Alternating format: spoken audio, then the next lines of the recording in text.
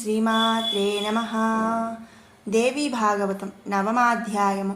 సింధూరారుణ విగ్రహాం త్రినయనాం మాణిక్యమౌళిస్ఫురత్తారానాయకా శేఖరాం స్మితముఖీమాపీనవక్షోరుహాం పాణిభ్యామళిపూర్ణరత్నచషకం రక్తోత్పలం బిభ్రతీం సౌమ్యాం రత్నఘటస్థరక్తచరణాం ధ్యాయేత్పరామంబికాం.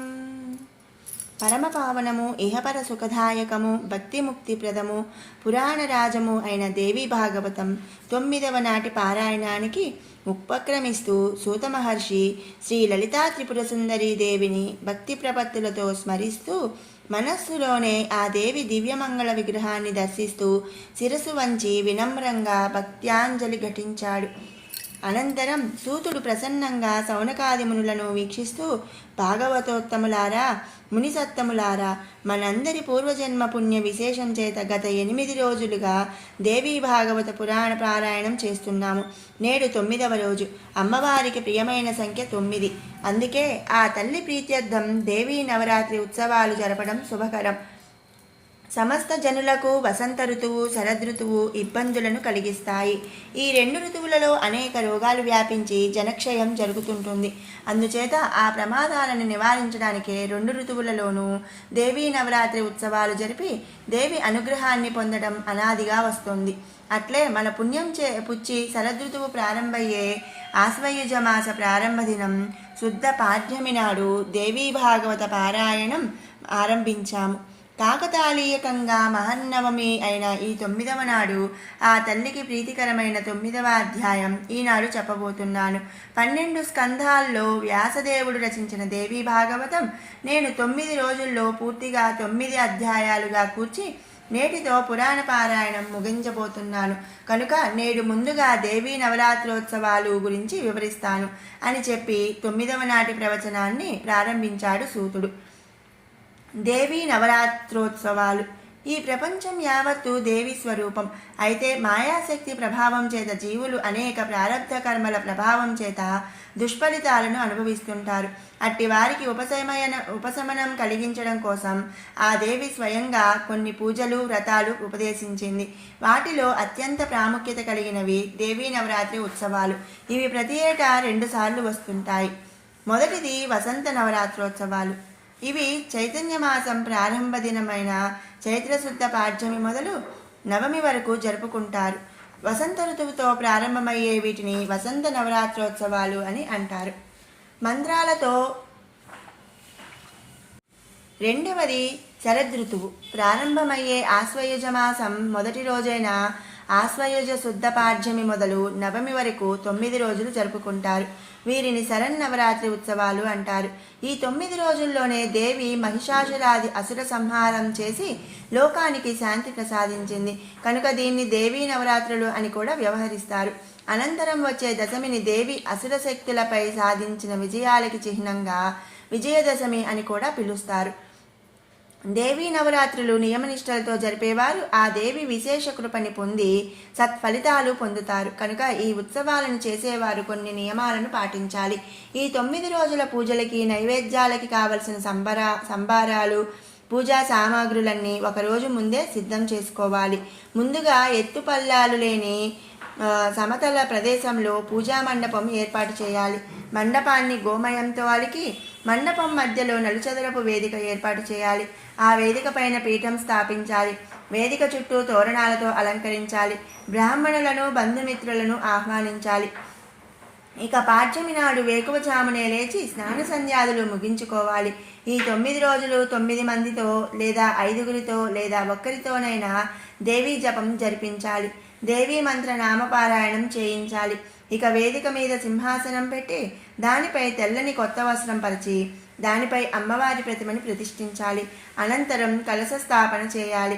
అనంతరం ధ్యాన ఆవాహనాది షోడశ పూజ విధానాలతో, వివిధ పుష్పాలతో, పరిమళ ద్రవ్యాలతో అమ్మవారిని అర్చించాలి.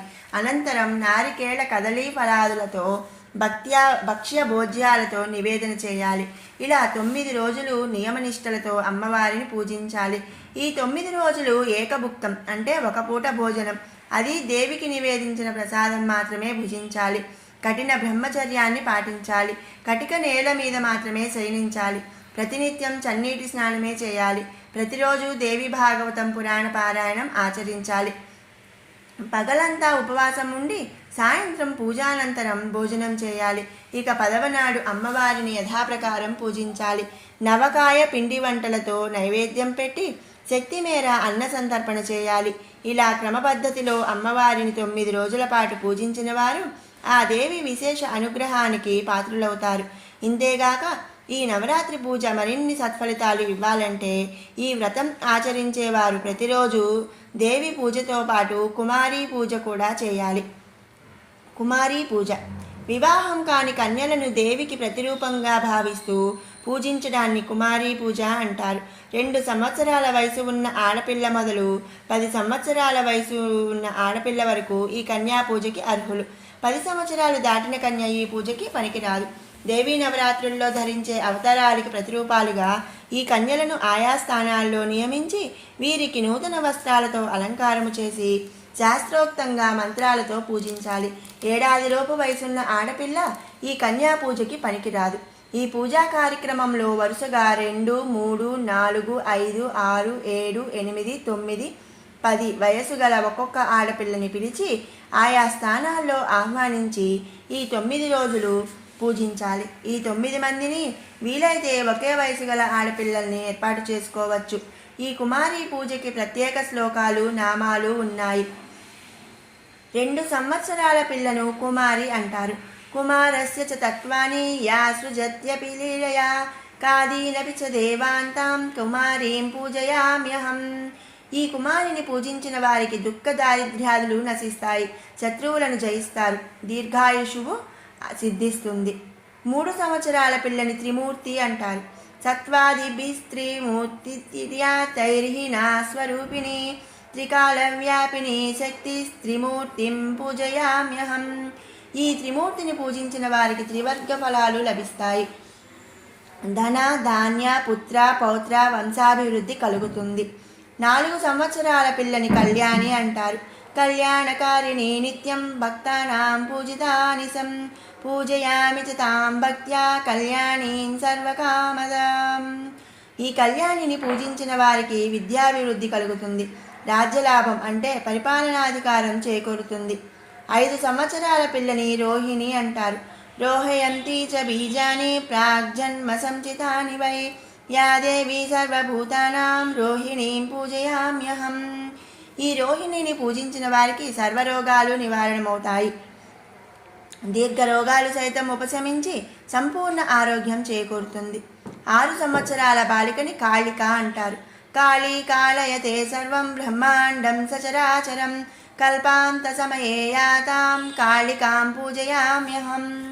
ఈ కాళికని పూజించిన వారికి శత్రునాశనం జరిగి విజయం సిద్ధిస్తుంది. 7 సంవత్సరాల బాలికని చండిక అంటారు. చండికాం చండ రూపాంచ చండముండ వినాశినీం తాం చండ పాపహరిణీం చండికాం పూజయామ్యహం. ఈ చండికని పూజించిన వారికి సకల సంపత్తులు అష్ట ఐశ్వర్యాలు లభిస్తాయి. 8 సంవత్సరాల కన్యని శాంభవి అంటారు. 8 వర్షాత్ భవేత్ కన్యా అంటే 8 సంవత్సరాలు వచ్చిన బాలిక వివాహ వయస్సు కలిగిన కన్య అని సనాతన ధర్మం బోధిస్తుంది. అకారణాత్యముత్పత్తి యన్మనయై పరికీర్తిత యస్సాస్తాం సుఖధాం దేవీం శాంభవీం పూజయామ్యహం. ఈ శాంభవిని పూజించిన వారి ఆకర్షణ శక్తికి సర్వులు వశమవుతారు. అధికారంలో ఉన్న వారిపై సమ్మోహనాస్త్రంలా తత్ఫలితం లభిస్తుంది. 9 సంవత్సరాల కన్యని దుర్గా అంటారు. దుర్గతులను నశింపజేసే శక్తి దుర్గ. దుర్గా అంటే దుర్గమమైనది అనగా జయింపశక్యం కానిదని అర్థం. దుర్గాత్రాయతి భక్తం యా సదా దుర్గతి నాశిని దుర్జేయా సర్వదేవానాం తాం దుర్గాం పూజయామ్యహం. దేవతను సైతం జయించలేని ఈ దుర్గని పూజించిన వారికి సర్వశత్రు వినాశనం జరిగి ఇహపర స్వర్గ సౌఖ్యం లభిస్తుంది. 10 సంవత్సరాల కన్యని సుభద్ర అంటారు. సుభద్ర అంటే భద్రమైనది, భద్రతను కలిగించేది అని అర్థం. సుభద్రాణి చ భక్తానాం కురుతే పూజిత సదా అభద్రనాశినీం దేవీం సుభద్రాం పూజయామ్యహం. ఈ సుభద్రని పూజించిన వారి సర్వకామ్యాలు సిద్ధిస్తాయి. ఈ తల్లి అభద్రతాభావాన్ని తొలగించి సర్వకాల సర్వావస్థల్లోనూ భద్రతను ప్రసాదిస్తుంటుంది. ఈ 9 పేర్లు అమ్మవారు వివిధ సందర్భాల్లో ధరించిన అవతారాలు. ఇలా 2 నుంచి 5 సంవత్సరాల వయసు గల వారిని పిల్ల అని, 6-7 సంవత్సరాల వారిని బాలిక అని, 8 నుంచి 10 సంవత్సరాల వయసు గల వారిని కన్యక అని భావిస్తారు. 10 సంవత్సరాలు నిండిన తదుపరి రజస్వల అయ్యే అవకాశం ఉంది కనుక 10 ఏళ్లు నిండిన కన్యలు ఈ కన్యా పూజకి అర్హులు కారు. అలాగే కురూపిణులు, కులహీనులు, వ్యాధిగ్రస్తులు, వికలాంగినులు, అక్రమ సంజాతులు ఈ పూజలో కన్యలుగా అనర్హులు. రూపవతి, ఆరోగ్యవతి, ఏకవంశ సంజాత మాత్రమే ఈ పూజలో కన్యాస్థానం పొందడానికి అర్హులు. బ్రాహ్మణ కన్యలను కన్యాస్థానంలో పూజిస్తే సర్వకార్యార్థ సిద్ధి చేకూరుతుంది. క్షత్రియ కన్యలను కన్యాస్థానంలో పూజిస్తే సర్వకార్య సర్వశత్రుజయం లభిస్తుంది. వైశ్య కన్యలను కన్యాస్థానంలో పూజిస్తే వ్యాపార లాభం, ఆర్థిక సంపత్తి లభిస్తుంది. శూద్ర కన్యలను కన్యాస్థానంలో పూజిస్తే సర్వసుఖాలు చేకూరుతాయి. అలాగే బ్రాహ్మణ క్షత్రియులు బ్రాహ్మణ కన్యలను, వైశ్యులు బ్రాహ్మణ క్షత్రియ వైశ్య కన్యలను, శూద్రులు 4 వర్ణాల కన్యలను పూజించాలి. ఇలా పాడ్యమి నాటి నుంచి నవమి వరకు 9 రోజుల పాటు ప్రతిరోజు 9 మంది కన్యలను ఆయా స్థానాల్లో నియమించి అమ్మవారి ప్రతిరూపాలుగా భావిస్తూ భక్తి శ్రద్ధలతో పూజించిన వారు విశేష శుభ ఫలితాలను పొందుతారు. ఈ 9 రోజులు పూజించలేని అసక్తులు జగన్మాత జన్మదినమైన అష్టమి తిథి నాడు ఈ కుమారి పూజ చేసి సత్ఫలితాన్ని పొందవచ్చు. అలాగే అమ్మవారి పూజకి విశేషమైన 3 రోజులైన సప్తమి, అష్టమి, నవమి 3 రోజులు పగలంతా ఉపవాసం ఉండి సంధ్యా సమయంలో అమ్మవారిని పూజించి ఆ తదుపరి ఆమె ప్రసాదాన్ని పూజించిన వారికి కూడా సకల విద్య సంపత్తులు లభిస్తాయి. నవరాత్రోత్సవాల్లో నియమనిష్టలతో భక్తి శ్రద్ధలతో జగన్మాతని పూజించిన వారికి ఆ తల్లి అనుగ్రహం తప్పక లభిస్తుంది. జీవితాంతమున మోక్షం సిద్ధిస్తుంది. దేవి చెప్పిన పూజలు, వ్రతాలు. ఒకప్పుడు పర్వతరాజు హిమవంతుడు దేవి అనుగ్రహం కోరి తపస్సు చేశాడు. అతని తపస్సుకు మెచ్చి దేవి ప్రత్యక్షమై తాను ఆ హిమవంతునికి కుమార్తెగా పార్వతిగా జన్మిస్తానని వరమిచ్చి అనుగ్రహించింది. ఆ సందర్భంలో హిమవంతుడు ప్రార్థన మన్నించి దేవమానవులు తన అనుగ్రహాన్ని పొందడానికి ఆచరించవలసిన దేవీ వ్రతాలు స్వయంగా ఆ జగన్మాత అతనికి వివరించింది. దేవీ కృపని పొందడానికి స్త్రీ పురుషులు ఆచరించవలసిన 3 ప్రధాన వ్రతాలు ఉన్నాయి. అవి అనంత తృతీయం, అసకల్యాణిని, ఆర్ద్రానందకరం. ఇవి కాక శుక్రవార వ్రతం, కృష్ణ చతుర్దశి వ్రతం, భౌమవార అంటే మంగళవార వ్రతం, ప్రదోష వ్రతం అనే వ్రతాలు కూడా దేవికి ప్రీతికరమైన వ్రతాలు. ప్రదోష వేళ అంటే సాయం సంధ్య వేళలో పరమేశ్వరుడు పార్వతీదేవితో కలిసి ఆనంద తాండవం చేస్తాడు కనుక ఆ సమయంలో ఈ వ్రతాలు చేస్తే విశేష ఫలితాలు కలుగుతాయి. ఈ వ్రతాలు చేసేవారు పగలంతా ఉపవాసం ఉండి రాత్రిపూట వ్రతం పూర్తి అయ్యాక భోజనం చేయాలి.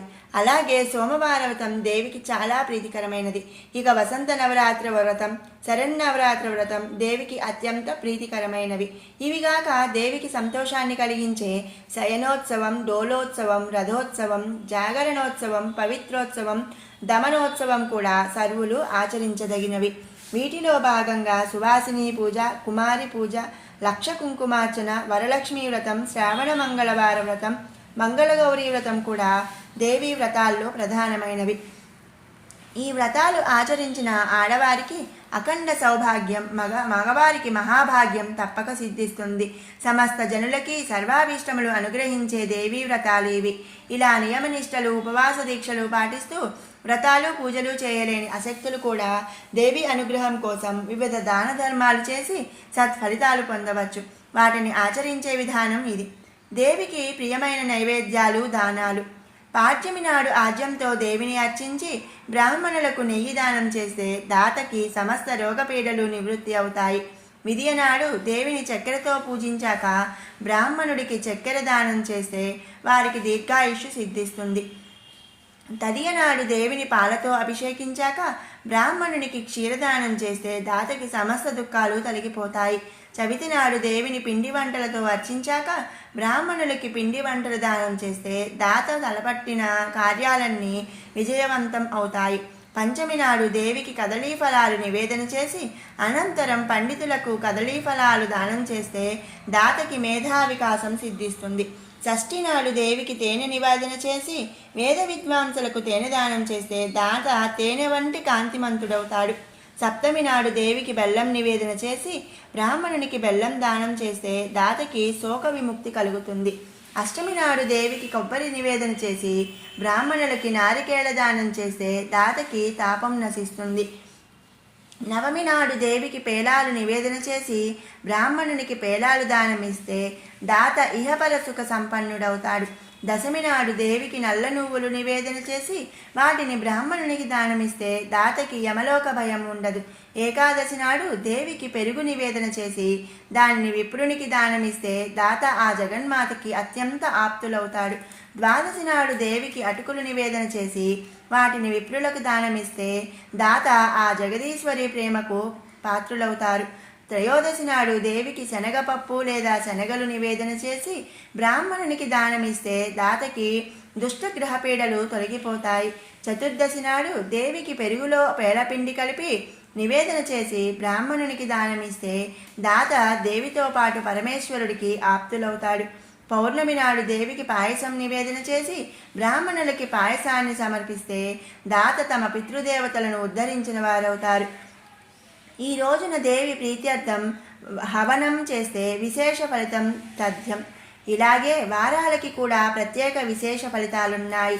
ఆదివారం నాడు పాయసం, సోమవారం నాడు ఆవుపాలు, మంగళవారం నాడు అరటిపండ్లు, బుధవారం నాడు వెన్న, గురువారం నాడు కలకండ, శుక్రవారం నాడు చక్కెర, శనివారం నాడు ఆవు నెయ్యి. ఈ విధంగా అమ్మవారికి నివేదన చేస్తే విశేష ఫలితాలు లభిస్తాయి. కష్టాలు కన్నీళ్లు తొలగిపోతాయి. సుఖ సంతోషాలు లభిస్తాయి. మధూక పూజ. మధూక వృక్షం క్రింద మహాదేవిని షోడశోపచార పూజలతో ప్రతి నెలలోనూ వచ్చే శుద్ధ తదియ నాడు చేసే పూజని మధూక పూజ అంటారు. మధూక వృక్షం అంటే ఇప్ప చెట్టు. సంవత్సరంలోని 12 మాసాల్లో వచ్చే 12 శుద్ధ తదియ రోజుల్లో అమ్మవారిని వివిధ నైవేద్యాలతో అర్చించాలి. ఈ 12 మాసాల్లోనూ అమ్మవారికి 12 విశిష్ట మాస నామాలు ఉన్నాయి. చైత్ర శుద్ధ తదియ మంగళ పంచభక్ష్యాలు నివేదించాలి. వైశాఖ శుద్ధ తదియ వైష్ణవి గుడం నివేదన చేయాలి. జ్యేష్ఠ శుద్ధ తదియ మాయ తేనె నివేదించాలి. ఆషాఢ శుద్ధ తదియ కాళరాత్రి వెన్న నివేదన చేయాలి. శ్రావణ శుద్ధ తదియ మహామాయ, శ్రావణ శుద్ధ తదియ దురత్యయ పెరుగు నివేదన చేయాలి. భాద్రపద శుద్ధ తదియ మహామాయ చక్కెర నివేదన చేయాలి. ఆశ్వయుజ శుద్ధ తదియ మాతంగి పాయసం నివేదించాలి. కార్తీక శుద్ధ తదియ కాళి ఆవు పాలు నివేదించాలి. మార్గశీర్ష శుద్ధ తదియ కమలవాసిని ఫేణి నివేదన చేయాలి. పుష్యశుద్ధ తదియ శివ దధి కూర్చిక నివేదించాలి. మాఘశుద్ధ తదియ సహస్రచరణ ఆవు నెయ్యి నివేదించాలి. ఫాల్గుణ శుద్ధ తదియ సర్వమంగళ నారికేళం నివేదించాలి. ఇలా మధుక వృక్షం క్రింద ఆయా మాసాల్లో ఆయా రూపనామాల్లో అమ్మవారిని పూజించి ఆయా నివేదనలు సమర్పించిన వారికి సర్వకామ్యాలు సిద్ధిస్తాయి. ఇలా ప్రతి నెలా పూజానంతరం అమ్మవారిని మనసులో నిలుపుకొని భక్తి ప్రపత్తులతో ఇష్టమైన స్తోత్రాలతో స్తుతించాలి. సర్వమంగళ మాంగళ్యే శివే సర్వార్థ సాధకే శరణ్యే త్రయంబకే గౌరీ నారాయణీ నమోస్తుతే. ఇలా అమ్మవారిని పూజించి స్తుతించిన సర్వవర్ణాల వారు ఆ జగన్మాత కరుణాకటాక్షాలకు పాత్రులై సర్వపాప విముక్తులవుతారు. వారి వంశం పుత్ర పౌత్రాధికంగా వృద్ధి చెందుతుంది. మధుక పూజ చేసి వారికి రోగ బాధలుండవు, ఆర్థిక బాధలుండవు, అపజయాలు ఉండవు. వీరు అమ్మవారి అనుగ్రహంతో ఇహపర సుఖాలు అనుభవించి ముక్తి పొందుతారు. మహాలక్ష్మి ఆవిర్భావం. జీవ సృష్టికి ముందు ప్రకృతి స్వరూపిణి అయిన పరాశక్తి తనని తాను రెండుగా విభజించుకుంది. కుడి భాగం పురుషుడిగా, వామభాగం స్త్రీగా రూపుదాల్చింది. రూపాలు వేరువేరుగా ఉన్న వారికి ఆత్మభేదం లేదు. ఇద్దరిది ఒకటే ఆత్మ. ఆత్మ అంటే శక్తి. శక్తి అనే పదంలోని శ అనేది ఈశ్వరతత్వాన్ని అంటే ఐశ్వర్యం, తి అనేది పరాక్రమానికి అంటే విస్తరణ సంకేతం. ఈ రెండింటినీ ప్రసాదించే ఏకత్వ రూపమైన ప్రకృతి శక్తి అయింది. ఈ శక్తితో కూడిన ఆత్మని పరమాత్మ అంటారు. ఆ పరమాత్మ నిరాకారుడు. శక్తికి తేజస్సులా ప్రకాశిస్తుంటాడు. ఇద్దరికీ చంద్రుడు వెన్నెల వంటి అనుబంధం. ఒకరు లేనిదే మరొకరు భాషించలేరు. ఇది అన్నా చెల్లెళ్ల బంధం వంటిది. ఈ పరమాత్మ జగత్ సృష్టిని సంకల్పించి తనని తాను రూపంగా ఆవిర్భవింపజేసుకున్నాడు. పరాశక్తి నలుపు, ఆమెతో తేజో సంబంధం కలిగిన ఈ పరమాత్మ నీలమేను శరీరుడు, నల్లనివాడు కనుక కృష్ణుడు అన్నారు. ఇతనే పరబ్రహ్మము అన్నారు. కృష్ అనేది భక్తివాచకం, నా అనేది దాస్యవాచకం. ఈ పరమాత్మ భక్తి దాస్య ప్రధాత కనుక ఇతడు కృష్ణుడు అన్నారు. అలాగే కృష్ అనే శబ్దం సర్వవాచకం, నకారం బీజవాచకం కనుక స్రష్ట తానే, సృష్టి బీజము తానే కనుక ఇతడు కృష్ణుడు, పరమాత్ముడు, పరబ్రహ్మము అయ్యాడు. ఇతడు తన నివాసం కోసం తన మనోసంకల్పంతో రాసమండలం సృష్టించుకున్నాడు. ఈ శ్రీకృష్ణ పరమాత్మ వామాంగం నుంచి మహాదేవి ఆవిర్భవించింది. ఈవిడ కూడా నీలమేఘఛాయారూపిణి. ఈమె వయసు 12 సంవత్సరాలు, నవయవ్వని. ఈ దేవి మనోసంకల్పంతో రెండుగా రూపుదాల్చింది. వామభాగం మహాలక్ష్మి, దక్షిణ భాగం రాధాదేవి. ఇద్దరి రూప, వర్ణ, యశో, వయస్సులు ఒకటే. అప్పుడు వారిని వరించడం కోసం శ్రీకృష్ణ పరమాత్మ తాను కూడా 2 రూపాలు ధరించాడు. దక్షిణ భాగాన్ని 2 భుజాలతో కృష్ణుడు అవతరించాడు. రాధాదేవి ఇతడిని వరించింది కనుక ఇతడు రాధాకాంతుడు అయ్యాడు. ఇక పరమాత్మ వామభాగం నుంచి చతుర్భుజాలతో నారాయణుడు అవతరించాడు. మహాలక్ష్మి ఇతడిని వరించింది. వీరికి లక్ష్మీనారాయణులు అన్నారు. ఇతడు లక్ష్మీ సమేతంగా తన నివాసం కోసం సృష్టించబడిన వైకుంఠానికి తరలి వెళ్ళాడు. తన స్నిగ్ధ దృష్టులతో సమస్త విశ్వాన్ని లక్షిస్తుంది కనుక ఈ దేవిని మహాలక్ష్మి అన్నారు. ఈమె సాత్వికురాలు, సర్వ సౌభాగ్య ప్రదాత, శ్రీమన్నారాయణుడికి అత్యంత ప్రేమాస్పద. ఈమె శాశ్వత నివాసం నారాయణుడి వక్షస్థలం. ఈ మహాలక్ష్మి సర్వలోక సౌభాగ్యం కోసం అనేక అవతారాలు ధరించింది. సర్వ సంపదలకి యజమానురాలైన ఈ తల్లి స్వర్గాధిపతి ఇంద్రుడికి సర్వసంపత్తులు ప్రదాశిస్తూ స్వర్గలక్ష్మి పేరిట స్వర్గలోకంలో వెలుగొందుతోంది. ఈ శ్రీ మహాలక్ష్మి తన విభావంతో పాతాళలోకాన నాగలక్ష్మిగా విరాజిల్లుతోంది. అలాగే రాజులకి రాజ్యలక్ష్మిగా, గృహాలలో గృహలక్ష్మిగా, యజ్ఞాలలో దక్షిణాదేవిగా, పద్మినులలో క్షీరసముద్ర రాజతనయగా, చంద్రుడిలో శోభాలక్ష్మిగా, సూర్యుడిలో తేజోలక్ష్మిగా, గోవులలో కామధేనువుగా, సుమంగుళులు ఆరాధించే వరలక్ష్మిగా, ఇంకా భూలక్ష్మి, ధనలక్ష్మి, ధాన్యలక్ష్మి, సంతానలక్ష్మి, సౌభాగ్యలక్ష్మి, ధైర్యలక్ష్మి, మోక్షలక్ష్మి, సిద్ధిలక్ష్మి, బుద్ధిలక్ష్మి, యశోలక్ష్మి, సౌందర్యలక్ష్మి, వైభవలక్ష్మి ఇత్యాది అంశావతారాలు ధరించి సర్వుల చేత నిత్యం పూజలందుకుంటూ తనని భక్తి శ్రద్ధలతో ఆరాధించిన వారి యోగక్షేమాలు చూస్తూ వారికి ఇహపర సుఖాలు ప్రసాదిస్తుంది ఈ మహాలక్ష్మి. ఈ మహాలక్ష్మిని తొలుత వైకుంఠంలో శ్రీమన్నారాయణుడు పూజించాడు. మహిషాసుర సంహారానికి ముందు బ్రహ్మాది దేవతలు, త్రిపురాసుర సంహారానికి ముందు శంకరుడు, క్షీరసముద్ర మదనంలో నుంచి గజలక్ష్మిగా అవతరించినప్పుడు మహావిష్ణువు ఈమెని పూజించారు. స్వయంభువ మనువు ఆ తదుపరి ఈ ధరణి ఏలిన అనేక మంది రాజన్యులు ఈ మహాలక్ష్మిని పూజించి అనేక వరాలు పొందారు. వశిష్ఠ మహర్షి ఈ మహాలక్ష్మిని పూజించి కామధేను పుత్రిక అయిన గోవత్సం సురభిని వరంగా పొందాడు. విశ్వామిత్రుడు, భృగు మహర్షి, దూర్వాసుడు తదితర మునీశ్వరులు, మహర్షులు మహాలక్ష్మిని పూజించి కృతార్థులయ్యారు. భాద్రపద శుక్లాష్టమి రోజున బ్రహ్మదేవుడు మహాలక్ష్మి వ్రతం ప్రారంభించి 15 రోజులు ఈ వ్రతాన్ని చేసి కృతార్థుడయ్యాడు. చైత్రము, భాద్రము, పుష్యమాసాలలో ప్రతి మంగళవారం విష్ణుమూర్తి మహాలక్ష్మి వ్రతం ఆచరించాడు. పుష్యమాసంలో సంక్రాంతి నాడు, మాఘమాసంలో వచ్చే ప్రతి మంగళవారం నాడు స్వయంభువ మనువు ఈ మహాలక్ష్మి వ్రతం చేశాడు. అలాగే దేవేంద్రుడు మంగళవారాల్లో ఈ తల్లిని పూజించాడు. దేవతలందరూ ఈ శ్రీ మహాలక్ష్మిని పూజించారు. మహర్షులు, మానవులు నిత్యం నిరంతరం మహాలక్ష్మిని పూజిస్తుంటారు. మహాలక్ష్మి అంటే ఐశ్వర్యాది దేవత, సర్వసంపత్ స్వరూపిణి. ఈ తల్లిని భక్తి ప్రపత్తులతో నిత్యం పూజించిన వారి గృహాల్లో ఈ తల్లి కొలువు తీరి అష్ట ఐశ్వర్యాలతో పాటు సుఖశాంతుల సంతోషాలు ప్రసాదిస్తుంది. ప్రతినిత్యం అష్టలక్ష్మి స్తోత్రాన్ని భక్తి శ్రద్ధలతో పఠించిన వారు జీవితకాలమంతా సిరి సంపదలతో విరాజిల్లి జీవితాంతమున మోక్షమును పొందుతారు. రాధాదేవి వృత్తాంతం. సర్వ జగత్తు సృష్టికి మూల స్వరూపిణులు ఇద్దరు. చరాచర జగత్తు యావత్తు ఈ 2 శక్తి స్వరూపిణులకు ఆధీనమై ఉంటుంది. ఒకరు రాధాదేవి, ఈవిడే సర్వజీవులకి ప్రాణశక్తి. మరొకరు దుర్గాదేవి, ఈవిడ జీవులకు బుద్ధిశక్తి.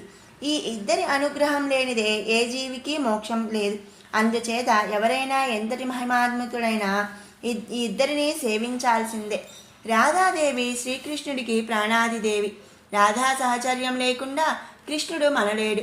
సకల కామాలను రాధించేది అంటే తొలగించేది రాధ. రాధాయై స్వాహ అనేది రాధాదేవికి షడక్షరి మూలమంత్రము. చతుర్విధ పురుషార్థాలలోనూ తీర్చే చింతామణి ఈ రాధామంత్రం. ఈ మంత్రానికి ఋషి నారాయణ ఋషి ఛందస్సు గాయత్రి, మంత్రాధిష్టాన దేవత రాధిక. ఈ మంత్ర శక్తిని త్రిమూర్తులు సైతం వర్ణించలేరు. గోలోకంలోని రాసమండలంలో శ్రీకృష్ణుడు మున్ముందుగా మహాదేవి నుంచి ఈ మహామంత్రాన్ని ఉపదేశంగా స్వీకరించి మహామంత్ర జపసిద్ధి పొందాడు. అయినా నిరంతరం మహారాధా మంత్రాన్ని జపిస్తుంటాడు. ఈ మంత్ర ప్రభావమే ఆయన పరబ్రహ్మ తేజో విరాజానికి మూలం. శ్రీకృష్ణ పరమాత్మ తదుపరి వైకుంఠవాసి శ్రీమన్నారాయణుడికి ఈ మంత్రాన్ని ఉపదేశించాడు. ఆయన బ్రహ్మదేవుడికి ఉపదేశించాడు. అనంతరం బ్రహ్మదేవుడు ఈ మంత్రానికి విరాట్ పురుషుడికి, ఆయన ధర్ముడికి ఉపదేశించాడు. ధర్ముడు ఈ మంత్రాన్ని నరనారాయణుల్లో ఒకరైన నారాయణుడికి ఉపదేశించాడు. ఈ మంత్రాన్ని నిరంతరం జపించిన నారాయణుడు ఋషి అయి ఆ తదుపరి ఈ మహామంత్రానికి ఋషి అయ్యాడు. బ్రహ్మాది దేవతలు నిత్యము ఈ మంత్రాన్ని జపిస్తూ మంత్రాధిదేవత రాధాదేవిని ఆరాధిస్తుంటారు. గోపీ మండలానికి నాయిక రాధాదేవి. తొలుత వేదాల్లో చెప్పిన పరమేశ్వరి ఈ రాధాదేవి. ఈమె వయసు ఎల్లప్పుడూ 12 సంవత్సరాలే. కృష్ణుడికి ప్రాణాల కన్నా ఎక్కువైన ఈ రాధాదేవిని తొలుత అర్చించకుండా శ్రీకృష్ణ పరమాత్మను అర్చించే అధికారం ఎవరికీ లేదు. సాలగ్రామంలో కానీ కలశంలో కానీ అష్టదళ యంత్రంలో కానీ రాధాదేవిని స్థాపన చేసి పూజించాలి. అటుపైన అష్టదిక్పాలక సమేతంగా సమస్త దేవతలను ఆవాహన చేసి ఆసనాదులు సమర్పించాలి. అనంతరం పాదాలకు పాద్యం, శిరస్సుపై ఆర్ఘ్యం, ముఖానికి ఆచమనీయం 2 సార్లు మంత్రపూర్వకంగా సమర్పించాలి. మధుపర్కం, పాడి ఆవు ఇచ్చి స్నానం చేయించాలి. తదుపరి వస్త్రం, చందనం, తులసీదళాలతో కూడిన పుష్పమాల సమర్పించాలి. ఆ తదనంతరం పరివార దేవతలను అర్చించాలి. 4 దిక్కుల నడుమ అంగపూజ చేయాలి. అష్టదళ పద్మం రచించి తూర్పు దళంలో మాలావతిని, ఆగ్నేయ దళంలో మాధవిని, దక్షిణ దళంలో రత్నమాలను, నైరుతి దళంలో సుశీలను, పశ్చిమ దళంలో శశికళను, వాయువ్య దళంలో పారిజాతను, ఉత్తర దళంలో పరాకృతిని, ఈశాన్య దళంలో సుందరిని ఆవాహన చేయాలి. సరిగ్గా వీరికి వెనుక భాగాల్లో దిక్పాలకులను ఆయా స్థానాల్లో ఉంచాలి. అనంతరం ఆవరణ సహితంగా రాధాదేవిని దేవోపచార రాజోపచారాలతో అర్చించాలి. అనంతరం సహస్రనామార్చన చేయాలి. ఆ తదుపరి క్షీరాన్నం, పాలు, వెన్న తదితరాలు నివేదించి నీరాజనం సమర్పించాలి. ఇలా విధి విధానంగా రాధాదేవిని పూజించిన వారు విష్ణుతుల్యులు అవుతారు. వీరు గోలోక నివాసం పొందుతారు. రాధాదేవి జన్మదినం కార్తీక పౌర్ణమి నాడు. రాధాదేవి జన్మదినోత్సవం జరిపిన వారు రాధాదేవి సాన్నిధ్యాన్ని పొందుతారు. దుర్గారాధన. దుర్గాదేవి బుద్ధిశక్తి, సర్వజీవులకి బుద్ధి ప్రదాత. దుర్గాదేవిని స్మరిస్తేనే ఆపదలు పారిపోతాయి. సర్వవర్ణాల వారు, సర్వమతాల వారు, సకల జనులు నిరభ్యంతరంగా ఉపాసించదగిన దేవత దుర్గాదేవి. ఈ తల్లి సర్వజీవ అంతర్యామి, సంకటనాశిని, జగన్మాత. స్త్రీ పురుష వయోభేదం లేకుండా సర్వులు ఉపాసించవలసిన పరాదేవత ఈ దుర్గాదేవి. ఐం హ్రీం క్లీం చాముండాయ విచ్చే అనే నవాక్షర మంత్రం దుర్గాదేవికి మూలమంత్రం. దీనిని ఋషులు బ్రహ్మ విష్ణు మహేశ్వరులు అనుష్ఠుప్ ఛందస్సులు, మహాకాళి, మహాలక్ష్మి, మహాసరస్వతులు మంత్రాధిష్టాన దేవతలు. భ్రామరి దుర్గా రక్తదంతికలు. బీజాలు నందా, శాకంబరి, భీమాదేవి త్రయాశక్తులు. ఉష్ణిక్కు గాయత్రి. దుర్గా మౌళియందు ఋషులను, వదనంలో ఛందస్సులను, హృదయంలో అధిష్టాన దేవతలను, స్తనాలలో శక్తి బీజాలను సేవిస్తూ అంగన్యాస కరన్యాసాలతో మంత్రశాస్త్రంలో చెప్పిన విధి విధానాలను పాటిస్తూ దుర్గాదేవిని అర్చించాలి. కామబీజ స్వరూపిణి మహాకాళిగా, మాయాబీజ స్వరూపిణి మహాలక్ష్మిగా, వాగ్బీజ స్వరూపిణి మహాసరస్వతిగా దుర్గాదేవిని ధ్యానిస్తూ షట్కోణ సంయుక్త అష్టదళ పద్మ చతుర్వింశతి పత్రక భూగృహ సమాయుక్త యంత్రమునందు దుర్గాదేవిని భావించి ధ్యానించాలి, సేవించాలి. సాలగ్రామంలో కానీ, మంగళ కలశంలో కానీ, శ్రీచక్రయంత్రంలో కానీ, దేవీ ప్రతిమలో కానీ, బాణచిహ్నంలో కానీ, సూర్యుడిలో కానీ దేవిని ఆవాహన చేసి ఉపాసించాలి. జయాది శక్తియుతమైన పీఠంలో దుర్గాదేవిని నిలిపి తూర్పు కోణంలో సరస్వతీ సమేత బ్రహ్మను, నైరుతి కోణంలో లక్ష్మీ సమేత మహావిష్ణువును, వాయువ్య కోణంలో పార్వతీ సమేత పరమేశ్వరుడిని, దేవికి ఉత్తరంగా సింహను, దక్షిణంగా మహిషాసురుడిని నిలిపి అర్చించాలి. అనంతరం షట్కోణాలలో వరుసగా నందజ, రక్తదంత, శాకంబరి, దుర్గా, భీమ, భ్రామరి శక్తులను ప్రతిష్ఠించాలి. అనంతరం అష్టదళాలలో వరుసగా బ్రాహ్మి, మాహేశ్వరి, కౌమారి, వైష్ణవి, వారాహి, నారసింహి, ఐంద్రి, చాముండక రూపాలను ఆహ్వానించి స్థాపించాలి. అనంతరం చతుర్వింశతి అంటే 24 తత్వ పత్రాలతో వరుసగా విష్ణుమాయ, చేతన, బుద్ధి, నిద్ర, క్షుద్ర, ఛాయ, తృష్ణ, శాంతి, జాతి, లజ్జ, క్రాంతి, శ్రద్ధ, కీర్తి, లక్ష్మి, ధృతి, వృత్తి, శృతి, స్మృతి, దయా, తుష్టి, పుష్టి, మాతృ, భ్రాంతి, పరలను ఆహ్వానించి అర్చించాలి. తదుపరి భూపూర కోణాలలో గణేశ క్షేత్ర పాలక బటుక యోగినులను స్థాపన చేసి పూజించాలి. అలాగే ఇంద్రాది దేవతలను, వజ్రాయుధాలను ఆవాహన చేసి పూజించాలి. ఇలా అర్చించి రాజోపచారాలు సమర్పించాలి. నవాక్షర మంత్రాన్ని జపించాలి. దుర్గా సప్తసతీ స్తోత్రం పఠించాలి. ఇలా ప్రతినిత్యం దుర్గాదేవిని ఆరాధించిన వారు చతుర్విధ పురుషార్థాలకు అధిపతి అవుతారు. ఇలా నిరంతరం నిత్యం దుర్గాదేవిని ఆరాధించిన వారు ఇహపర సుఖాలను అనుభవించి జీవితాంతమున దేవీ సన్నిధానముకు చేరుకుంటారు. సురభి వృత్తాంతము. గోవులకు అధిష్టాన దేవత గోమాత సురభి. సృష్టిలో మొట్టమొదటి గోవు అయిన సురభి గోలోకంలో ఆవిర్భవించింది. సృష్టి తొలి రోజుల్లో శ్రీకృష్ణ పరమాత్మ ఒకసారి గోలోకంలోని బృందావనం వెళ్ళి గోపాంగనలతో రాసక్రీడలు సాగించి అలసిపోయాడు. ఆ సమయంలో ఆయనకి క్షీరపానం చేయాలనిపించింది. వెంటనే తన శరీరంలో వామభాగం నుంచి ఓ పాడి ఆవును దూతో సహా సృష్టించాడు. కొత్త కుండలోకి ఆ గోక్షీరాన్ని స్వయంగా పితికాడు. అమృతం కన్నా మధురమైన, జన్మ మృత్యు జరావ్యాధి నివారకమైన ఆ క్షీరాన్ని కడుపు నిండా సేవించాడు. మిగిలిన పాలతోనున్న కుండని ఒక చదునైన ప్రదేశంలో ఉంచగా అక్కడ శతయోజన విస్తీర్ణంలో క్షీరో సరోవరం ఏర్పడింది. అది రాధాదేవికి, గోపికలకి క్రీడా సరోవరమైంది. ఇక ఆ గోమాతకి సురభి అని పేరు పెట్టాడు పరమాత్మ. ఆ గోమాతే కామధేనువు. ఇష్టకామ్యాలను క్షణాల్లో ప్రసాదించగల మహిమాన్విత. ఆ కామధేనువు రోమముల నుంచి కోట్లాది కామధేనువులు అవతరించాయి, అసంఖ్యాకంగా వృద్ధి చెందాయి. ఆ గోమాత సురభిని మొట్టమొదటిసారిగా శ్రీకృష్ణుడు పూజించాడు. ఆ తదనంతరం గోపూజ ముల్లోకాల వారికి ఆచారమైంది. ఓం సురభ్యై నమః అనేది గోమాత సురభికి షడక్షర మూలామంత్రం. ఈ మంత్రాన్ని భక్తి శ్రద్ధలతో 1,00,000 సార్లు జపిస్తే సిద్ధి కలుగుతుంది. గో ధన ధాన్య సమృద్ధి, చిరకీర్తి లభిస్తుంది. పుత్ర పౌత్రాభివంశవృద్ధి కలుగుతుంది. గోలోక నివాసం, శ్రీకృష్ణ సేవాభాగ్యం లభిస్తాయి. శ్రీకృష్ణుడి వామభాగం నుంచి సురభి అవతరించింది. వామభాగం అంటే శక్తి స్థానం, మహాదేవి స్థానం, మహామాత అయిన జగన్మాత స్థానం. ఆవిడే తన అంశాస్వరూపంగా గోవుని సృష్టించింది. కనుకనే గోవుని గోమాత అంటారు.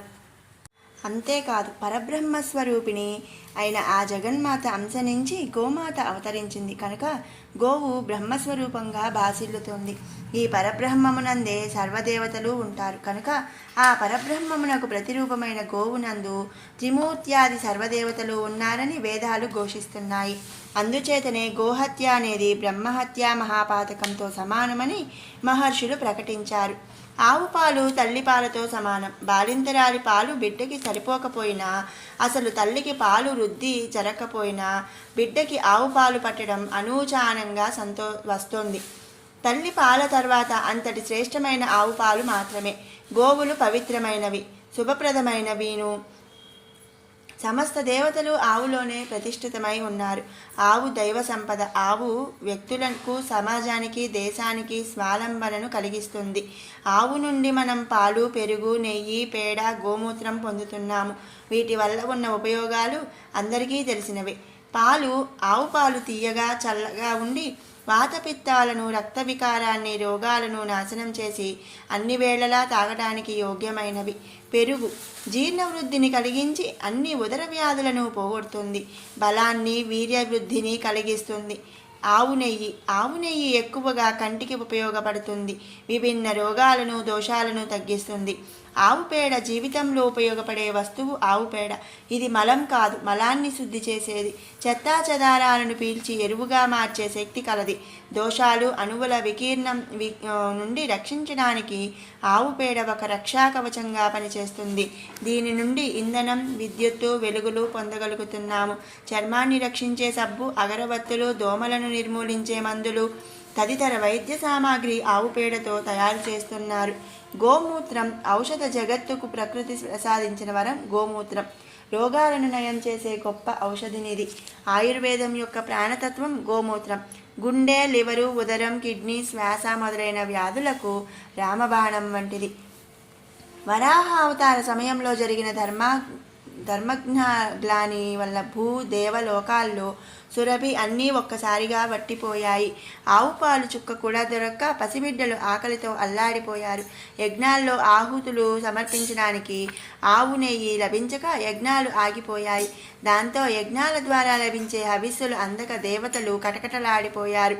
యజ్ఞ యాగాదులు జరపలేక మహర్షులు విలవిల్లాడిపోయారు. అప్పుడు దేవతలు, మహర్షులు వెళ్ళి బ్రహ్మదేవుడితో మొరపెట్టుకున్నారు. బ్రహ్మదేవుడు వాళ్ళని సముదాయిస్తూ హిరణ్యాక్షుడి వాడి అనుచర రాక్షసగణం యాగశాలలోని ధ్వంసం చేసి గోహత్యా పాతకాలకి ఒడిగట్టడం వల్ల ఈ దుస్థితి దాపురించింది.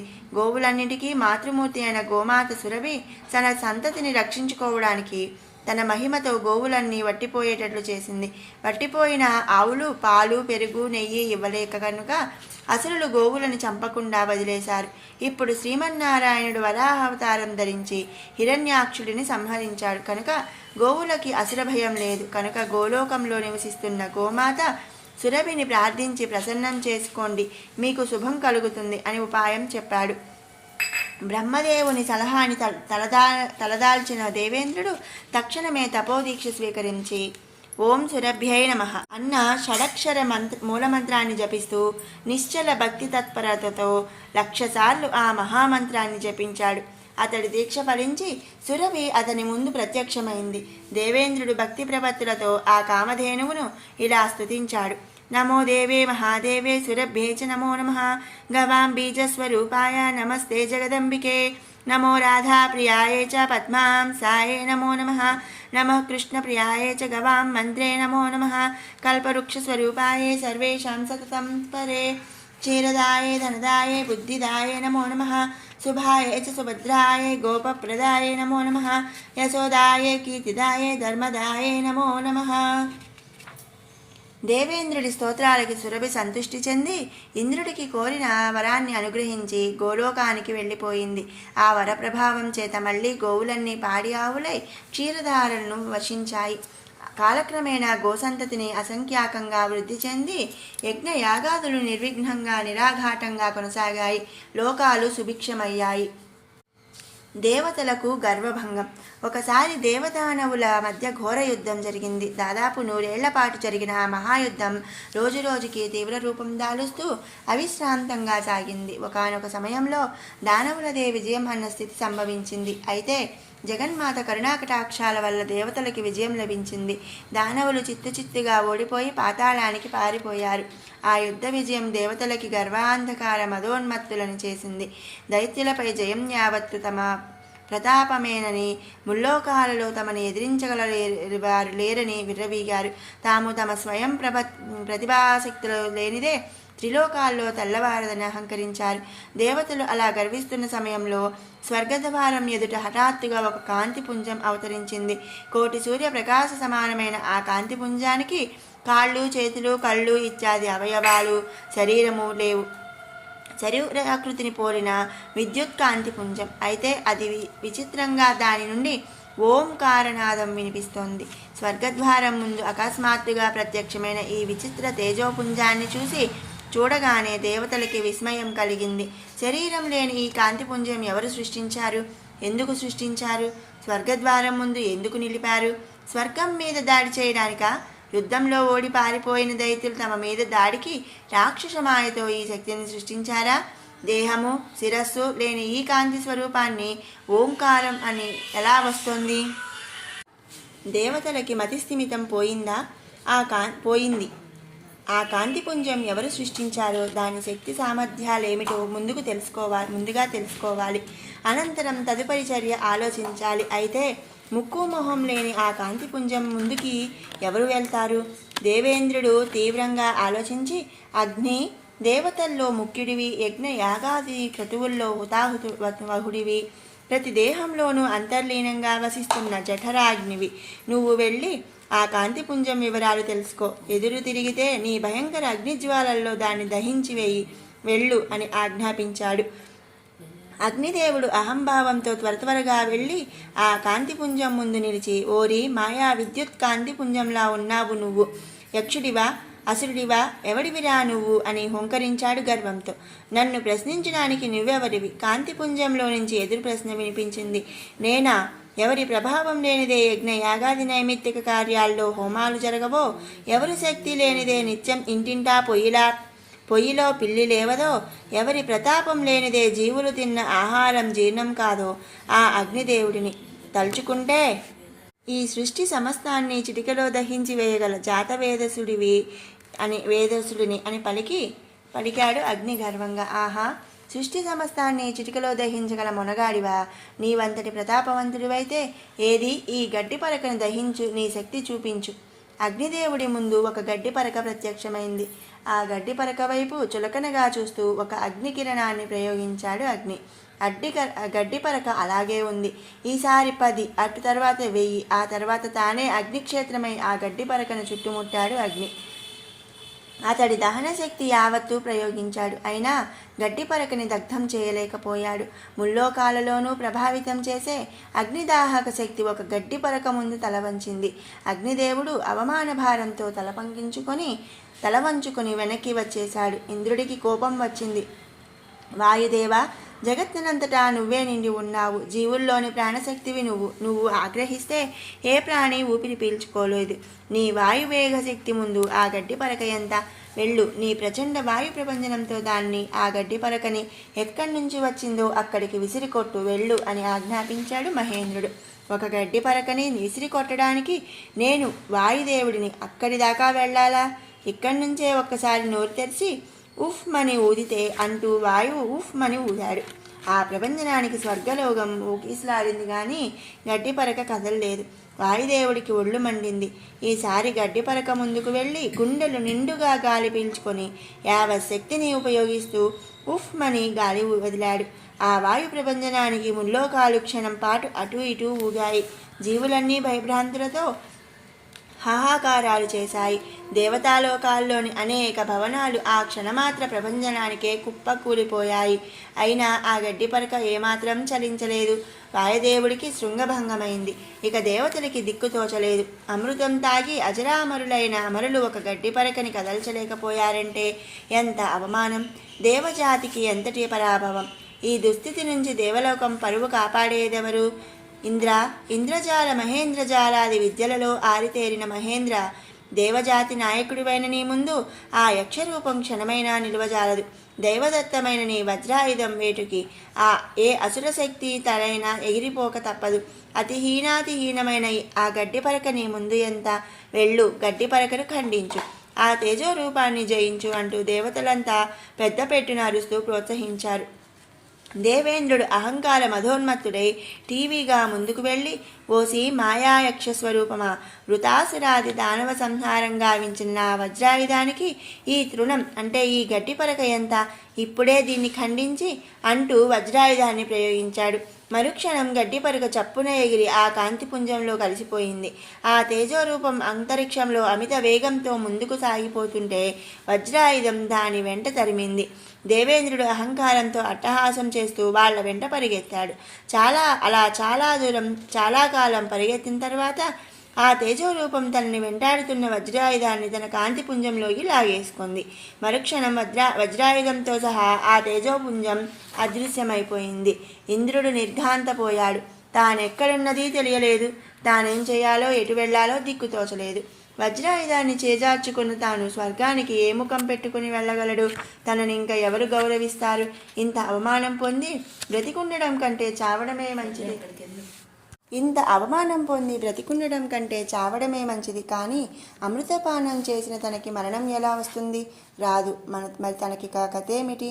అయ్యా, బ్రహ్మాది దేవతల చేత గౌరవించబడి వశిష్ఠ, విశ్వామిత్ర, అత్రి, భరద్వాజాది మహర్షుల చేత మన్ననందుకొని రంభా, ఊర్వశి, మేనక, తిలోత్తమాది దేవత కాంతల చేత సేవించబడి అష్టదిక్పాలకులకి అధినాయకుడైన విలసిల్లి దేవలోకానికి అధిపతి అయిన ఈ దేవేంద్రుడు ఒక్క గడ్డి పరక ముందు అల్పుడు, దీనుడు అయిపోయాడు గదా. చీచి, చద్దామంటే చావైనా రాని ఈ బ్రతికి ఏమి ప్రయోజనం అని వాపోతూ వలవల ఏడ్చాడు ఇంద్రుడు. మరుక్షణం సహస్రాక్ష, ఇప్పటికైనా గర్వాంధకారాన్ని విసర్జించి శోకాల్ని వదిలి భక్తి ప్రపత్తులతో మాయాబీజాక్షరాన్ని జపించు అని పలికింది అశరీరవాణి. ఇంద్రుడికి అహంకారమత్తు దిగిపోయింది. తనని ఆట పట్టించిన తేజోస్వరూపం ఆ జగన్మాత మాయాస్వరూపమేనని అతడికి అర్థమైంది. అంతేకాదు, తాము దానవుల మీద విజయం సాధించడానికి ఆ కరుణామయి కృపాకటాక్షమే కారణమన్న సత్యం అవగతమైంది. వెంటనే అశరీరవాణి సందేశాన్ని పాటించి అప్పటికప్పుడే దీక్ష వహించి తపస్సు ప్రారంభించాడు. ఓంకారాన్ని భక్తితో జపిస్తూ 1,00,000 సంవత్సరాలు నిశ్చల తపస్సు చేశాడు ఇంద్రుడు. ఆ సుదీర్ఘ తపస్సుకి జగన్మాత సంతసించింది. ఒక చైత్ర శుద్ధ నవమి నాడు, తనకి ఇష్టమైన వసంత ఋతువులో నవమి నాడు ఆ తల్లి అదే తేజోస్వరూపంతో అంతరిక్షంలో ప్రత్యక్షమైంది. ఆ తేజోమండలం మధ్యన ఆ తల్లి కుమారి రూపంలో సాక్షాత్కరించింది. నాయనా మహేంద్ర, వాత్సల్యపూరితమైన ఆ తల్లి పిలుపు చెవిన సోకగానే తపోదీక్షలో ఉన్న దేవేంద్రుడు తనువు పులకరించింది. అతడి మనస్సు ఆనంద డోలికల్లో తేలియాడింది. తన తపస్సుకి తగిన ఫలితం లభించిందన్న సంతృప్తితో చిన్నగా నిట్టూర్పు విడుస్తూ నెమ్మదిగా కళ్ళు తెరిచాడు. కళ్ళెదుట ఆ తల్లి జగన్మంగళ దివ్యస్వరూపం సాక్షాత్కరించింది. తల్లి దర్శనం లభించగానే తనయుడి నేత్రాలు ఆనందంతో చెమ్మగిల్లాయి. ఆనంద భాష్పాలు జలజలా జాలువారాయి. భక్తితో 2 చేతులు జోడించి అంజలి ఘటించాడు. అమ్మా కాత్యాయని, కరుణించావా తల్లి? గర్వాంధకార మధోన్మత్తతతో నిన్ను విస్మరించిన ఈ తనయుడి తప్పులు సరించావా? అమ్మా, నీ దివ్య దర్శన సందర్శన భాగ్యం ప్రసాదించి నన్ను కటాక్షించావా? మహామాయ, మహామాత, ఆదిశక్తి, అఖిలాండకోటి బ్రహ్మాండ నాయకి, పరాశక్తి, పరమేశ్వరి, పరబ్రహ్మస్వరూపిణి, దాసుడి తప్పులు దండముతో సరి, సర్వసాక్షి, సర్వేశ్వరి, సర్వజీవ అంతర్వాహిని, మాతా మహేశ్వరి, శరణు అంటూ స్తుతిస్తూ సాష్టాంగ నమస్కారం చేశాడు ఇంద్రుడు. తల్లి కరుణించింది. చిరునవ్వు చిందిస్తూ అభయహస్తం చూసి ఆశీర్వదించింది. ఇంద్రుడు అంజలి ఘటిస్తూ లేచి నిలబడ్డాడు. అమ్మా, నీ సహాయాన్ని విస్మరించి మీ విజయాలకి మూలకారినివి నువ్వే. నన్ను సత్యాన్ని మరిచి అహంకారంతో విర్రవీగాం. అందుకు తగ్గ గుణపాఠం నేర్చుకున్నాం. కానీ తల్లి, నీవు దశభుజవి, అష్టభుజవి, చతుర్భుజవి, విశ్వవిరాట్ స్వరూపం ప్రదర్శించిన వేళ నువ్వు సహస్రాక్ష, సహస్రశీర్ష, సహస్రభుజవి. ఇవన్నీ మేము విన్నాం. కొన్ని అవతారాలు నీ అనుగ్రహం వల్ల దర్శించాం. కానీ తల్లి, ఈ అపూర్వ తేజోరూపం, పాదహస్త దేహ శిరస్సులు లేని ఈ విద్యుత్కాంతి మండల స్వరూపం తొలిసారిగా దర్శించా తల్లి. నిరాకారమైన ఈ తేజోరూపాన్ని ఎందుకు ధరించావు? ఈ నిరాకార స్వరూప అంతరార్థం ఏమిటి? తల్లి, ఎందుకు ఇలాంటి రూపం ధరించావు అని వినయంగా ప్రశ్నించాడు దేవేంద్రుడు. నాయనా, ఇదే నా అసలు రూపం. అణువు నుంచి పరబ్రహ్మముగా అవతరించిన నా సత్యరూపం ఇదే. అణువునైనా నేను నా సంకల్ప శక్తితో బ్రహ్మాండముగా స్వయం వ్యక్తమైనాను. అందు అండపిండ బ్రహ్మాండములు, 14 భువనాలు, 3,03,00,000 దేవతారూపాలు, పృథ్వీ, జలము, అగ్ని, వాయువు, ఆకాశములు, సూర్యచంద్ర నక్షత్ర గ్రహమండలాలు, దేవమానవ దానవ యక్ష కిన్నెర కింపురుష సిద్ధి సాధ్య నాగ గంధర్వాది సమస్త జాతులు, సింహ శార్దూల గజ అశ్వ మహిష మత్స్యకూర్మ గోమేష సునక మహచాలాది భూచర జలచర జాతులు, పర్వత నదీనద సాగర వృక్షాది చరాచర జాతులు అన్నీ ఆ అణువు నుంచే అవతరించాయి. ఆ అణువుని నేనే, ఆ మూల సృష్టికర్తని నేనే. ఆ అణువునికి ప్రతిరూపమై శబ్దరూప ఓంకారం. ఓమిత్యేకాక్షరం బ్రహ్మ తదేవాహుశ్చ హ్రీమయత్. ద్వే బీజే మను మంత్రోస్తో ముఖ్యత్వేన సురోత్తమాం. సురేంద్ర, నిజానికి ఓం అనే అక్షరమే పరబ్రహ్మ. దానిని హ్రీం మయంగాను ఉచ్చరిస్తున్నారు.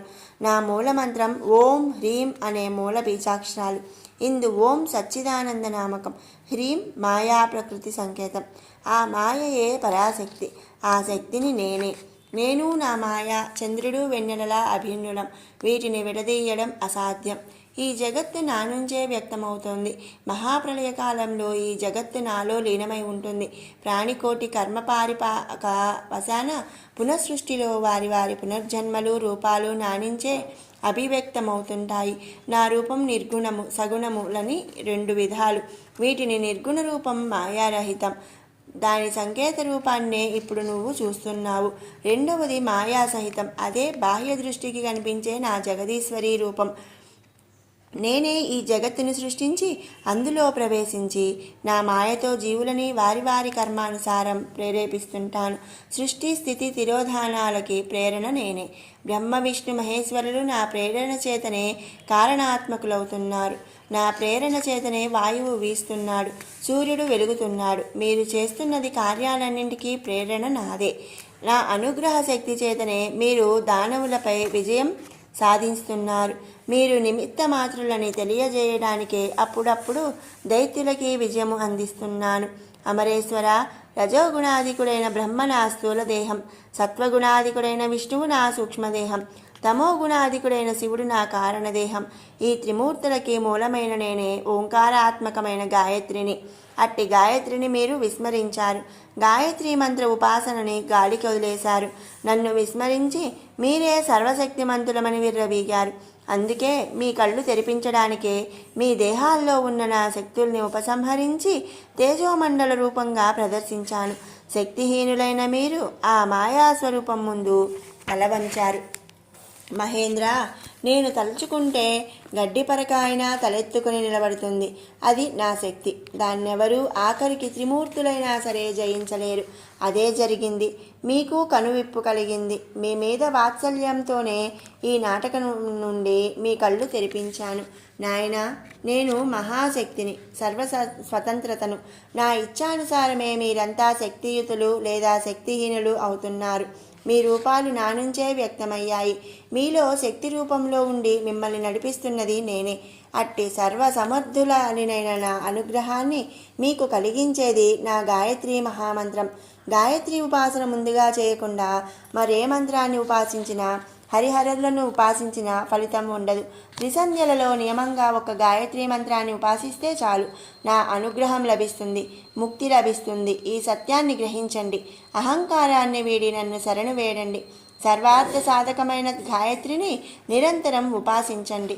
మీకు శుభం కలుగుతుంది అని వివరించి దేవేంద్రుడిని ఆశీర్వదించి అంతర్ధానమైంది అమ్మవారు. ఆనాటి నుంచి ఇంద్రాది దేవతలందరూ గాయత్రీ మంత్రోపాసన చేస్తూ జగన్మాత పాదపద్మాలను ఆరాధించసాగారు. ఈ విషయం తెలిసిన మహర్షులు మరింత భక్తి శ్రద్ధలతో గాయత్రీ మంత్రోపాసన చేయసాగారు. ఈ పురాణగాథ విన్న భూలోక విప్రులందరూ నిత్యం త్రిసంధ్యలలో గాయత్రిని ఉపాసించసాగారు. గాయత్రీ మంత్ర నిష్ణాతుడైతే చాలు, బ్రాహ్మణుడు మరే సత్కర్మలు చేయకపోయినా ముక్తి పొందుతాడని మనువు స్వయంగా చెప్పాడు. అంతేకాదు, గాయత్రి ఉపాసనను విడిచిపెట్టి ఇతర దేవతలను ఉపాసించిన బ్రాహ్మణుడు నరకానికి పోతాడని వేదాలు ఘోషిస్తున్నాయి. అందుచేత కృతయుగంలో భూలోకంలో నివసించే బ్రాహ్మణోత్తములందరూ ముందుగా గాయత్రిని ఉపాసించారు. గాయత్రి మహిమ. అలా నిత్యం త్రిసంధ్యలలో నియమంగా గాయత్రీ మంత్రోపాసన చేసిన వారిలో అగస్త్య మహర్షి అగ్రగణ్యుడు. ఆయన తపోశక్తికి త్రిమూర్తులు సైతం గౌరవ వందనం ఆచరించారు. ఆ అగస్త్య మహర్షి అవిముక్త పుణ్యక్షేత్రం అయిన కాశీపట్టణంలో తన అర్ధాంగితో సహా నివసిస్తున్నాడు. ప్రతినిత్యం ప్రాతకాలంలో మణికర్ణికా ఘట్టంలో స్నానం చేయటం, గాయత్రిని ఉపాసించడం, ఆ తదుపరి విశాలాక్షి విశ్వనాథులను, అన్నపూర్ణమ్మను, సాక్షి గణపతిని, క్షేత్రపాలకుడు కాలభైరవ స్వామిని సేవించడం, రుద్రాభిషేకం, తపస్సు ఇవే అగస్త్యుని దైనందిక విధులు. ఆయన అర్ధాంగి లోపాముద్ర. రాజవంశంలో పుట్టిన సుకుమారి కారణాంతరాల వల్ల ఇష్టపూర్వకంగా తనకంటే వయసులో చాలా పెద్దవాడైన అగస్త్యుడిని వివాహమాడింది. ఆయన వెంట వానప్రస్థ ఆశ్రమానికి వచ్చేసింది. ఆమెకి పతియే ప్రత్యక్ష దైవం. ఆ తల్లి మహాపతివ్రత, నిత్య నిరంతర దేవి ఆరాధనా ద్రష్ట. ఆ దంపతులు కాశీక్షేత్రంలో నివసిస్తుండగా ఓనాడు బ్రహ్మాది దేవతలందరూ హఠాత్తుగా ఆశ్రమం ముందు ప్రత్యక్షమయ్యారు. అగస్త్యుడు ముందు ఆశ్చర్యపోయాడు. క్షణంలో తేరుకొని భార్య లోపాముద్రతో కలిసి దేవతలందరికీ ఆర్ఘ్యపాద్యాదులిచ్చారు. అనంతరం వారి రాకకి కారణం అడిగాడు. మహర్షి, పర్వతములలో ఉన్నతం మేరు. స్వర్గాది లోకాలన్నీ ఆ స్వర్ణ పర్వతం శిఖరాలపైనే ఉన్నాయి. సూర్యుడు నవగ్రహాలని వెంటబెట్టుకొని నిత్యం మేరు పర్వతం చుట్టూ ప్రదక్షిణ చేస్తూ తూర్పు నుండి పడమరకు ప్రయాణిస్తాడు. అది సూర్యభ్రమణ మార్గం. అది వింధ్యుణ్ణి ఆగ్రహానికి కారణమైంది. మేరువుకి దక్కిన గౌరవం తనకి దక్కలేదనే కోపంతో సూర్యగమనానికి అడ్డు నిలుస్తూ వింధ్య పర్వతం ఆకాశపు అంచులు దాటి ఎదిగింది. దానితో సూర్యుడు పశ్చిమాద్రిన వెళ్లే దారి లేక మధ్యలో ఆగిపోయాడు. ఇంకేముంది, వింధ్యకు ఇటువైపు వాళ్ళకి రాత్రి ఏర్పడక అఘోరిస్తుంటే అటువైపు వాళ్ళు సుదీర్ఘమైన రాత్రి తెల్లారక అలమటించిపోతున్నారు. త్రిలోక సంక్షోభం ఏర్పడింది. వింధ్యుడిని శాంతింపచేయగల వాడివి నువ్వొక్కడివేనని విష్ణు మహేశ్వరులు ఆనతిచ్చారు. వెంటనే మేమంతా నీ సముఖంలో వాలాం. అలా చెప్పాడు బ్రహ్మదేవుడు. మహర్షి, ఒకప్పుడు సముద్రాన్నే ఔపాసన పట్టి ఒక్క గుక్కలో తాగిన వాడివి. దానిని నీ కర్ణము ద్వారా వదిలి కావేరీ నదికి జన్మనిచ్చిన మహాతపస్సంపన్నుడివి.